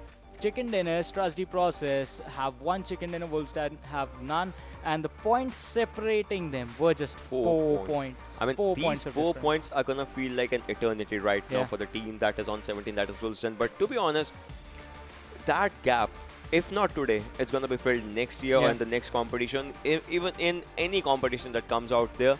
So that is going to be a good sportsmanship, to be honest. That is definitely going to be a good sportsmanship. Like, and if you guys are wondering why Ocean is sitting there with a bowl of lemons in his hand, is because now he's going to eat 4 lemons. And you're going to eat one. Yeah, I'm going to eat one because I just lost the last game. And this is going to happen, so give me one. First I'm gonna eat. So can we have my close camera, right? Because that's gonna be really bad with the expressions or something. Alright, so first one coming in. And I hate my life right now. So, you're the one who had this idea in the first place. I had a better idea. I had a Szechuan sauce idea. That actually would have been worse. Imagine having 4 shots of that. Oh boy. See, now this just proves that I'm the better analyst, and because you were flaunting the best caster thing. Yes, I won. I feel like Rocky Balboa. But now, once again, while Ocean does this, let's have a look at the head-to-head on... okay, we'll do it after Ocean is done eating this. We'll have a look at the head-to-head between the first and the second team in the overall standing and see how they are going to do, how they're going to fare out tomorrow. Because right now, this is going to be the history for them going into the finals that are going to happen on the 22nd and the 23rd. And PN Gaming, 83 kills. 1971 Gladiators, 76 kills. Damage done, PN Gaming leading. Healing done, 1971 Gladiators are leading over there. Because this is the thing, we have talked about this earlier as well. 1971 Gladiators like to be the aggressive team. On the other side, PN Gaming, they go for the late game aggression. So headshots, PN Gaming leading over there as well. Chicken dinners, 4 chicken dinners for PN Gaming. 1971 Gladiators sitting at 2 total points, 243 to 191. PN Gaming just winning that one. And these were the top 2 teams. But once again, it was the same with A1 Esports, where I would like to see INES Badrev did not play today, right? Let's just see a head-to-head of INES Badrev, the one that had maximum kills, to a second player that was in the overall kills or something. Like, what difference did it make for Badrev? Because that guy had... sorry. That guy had an incredible amount of kills. So where is he standing right now when you compare him with the other players? But while that gets ready, I've had 2. He has had 2. I'm gonna have the third one. Yeah, have the third one. And okay, sorry. Okay, I'll do this. Badrev is sitting at 37 kills right now. Second player is gonna be Salty AJ. and we will be looking at a head-to-head between these two players because the damage is heavily leading on Badrav's side. Damage is heavily leading here as well. Okay, Ocean, wait for the fourth one. You and I will do that together. But moving on, Badrave did not play today, still sitting at 37, and we were talking about this as well. I think Avsek from PN was actually second yesterday with 24 kills, and then AJ was quite far away, but he was somewhere in the mid-20s as well. But today, AJ is sitting at 32. From Salty squad. He did a lot in today's game and actually pushed his team really up in the overall standing. So we will be looking at a head-to-head between those two players, Salty AJ and INES Badrave, and we will be seeing as to how these two players actually fared up against each other. But before we do that, all right. Cheers. All Oh, right. don't drop it. Okay, he dropped it. It's still okay, but Ready? I've had 3. This is the final This one. is going to be the final one for him and one for my loss. I hate it. Sorry. Alright, so how did you feel by eating just one? It was pretty good. Yeah, no. It was pretty good. After 2, I did not feel anything, to be honest. But then the damage that was felt out here between the first and the second players, Badrave and Salty AJ, 37 kills for him, 32 for Salty AJ, 8189 damage as the stat we compared. But healing, if you're gonna count come in the counter, you're gonna see healings have been less by the side of Salty AJ. Obviously, he was just popping out some heads and was trying to go for all the fights that he could take. And the distance is 100 plus for both of them, but 107 is a lot when it comes to, traveling in all the maps and all those stuff. Anything over 100 is going to be definitely a lot. But look at this. This is where things sort of change. Average survival time, 18 minutes to 20 minutes. Yeah. That's like a two-minute difference between these two players. And 1 minute 30 seconds, like 1 minute 27 seconds to be precise. But then one thing that there was, that if you see, 37 kills in that survival time. Yeah. 32 kills in that, so that means imagine if this guy had survived 2 more minutes, he would have had much more kills or something, I don't know. I guess he could have had, but to get the kills you need to do the damage as well, and damage, as we can see, is clearly favoring Badrave. But then let's have a look at the top damage dealers from the overall and see who all are going to be there, because we are pretty sure Badrave is definitely going to be number 1. Yeah. 8,100 damage. The closest person is like 2,100 behind him. PN Avsek is going to be at 6,069. On the other side, on the third position, is going to be T2K Chari with 5,629 damage. And fourth position being taken by Salty AJ with 4,939 damage, and fifth being taken by 1971 Sallu YT with 4,678 damage. I mean, these were some incredible days of the competition that we have seen. A person dominating the feed, the kill feed out there, INES Badrave, a team that dominated with 3 chicken dinners back-to-back, PN Gaming. I'm just wondering what thing is finals gonna bring to us, as we're gonna go to the team slot graphic, the teams that are gonna be playing out there for the finals right in front of us, ladies and gentlemen. But this is the PMPL, a South Asia team slot, sorry. Yeah. And okay, we talked about this yesterday as well. Yeah. Teams that are qualified through PMCO Fall Split, like they are gonna be out there, but then PMCO 2020 Spring Split, India slots and South Asia slots. This combination is gonna be your PMPL South Asia overall. And that is just going to be incredible. 6 slots to the teams from South Asia, 9 to the teams from India, and top 5 slots. Those are going to be seeded to the teams that were top 5 basically in the PMCO 2019 Fall Split. But once again, when the finals happen, the objective totally changes, because then it's going to be being in the top 6 that matters. Yeah. And the history basically is going to be history, just like what happened during the group stages stayed in the group stages. Semifinals was totally different, and finals could be something else entirely, and we could see anyone take the top 6 spot. 7 Cs could be there. Hype could actually make one position, and even like in the final game of now, what happened when Elementrix just came up a slot. So even a single point is gonna matter a lot in that scenario, and that single point, one mini mistake can take you up, one mini mistake can actually maximize your chances of going down as well. So it's gonna be a topsy-turvy curve in that scenario as well. Yeah, that is definitely going to be topsy-turvy, and it's going to be intense action coming in towards the final. But this was Varun Super Johnny John. That is Ocean Sharma. We are signing off for the semifinals. You guys return for the finals, and take care till then. Bye-bye.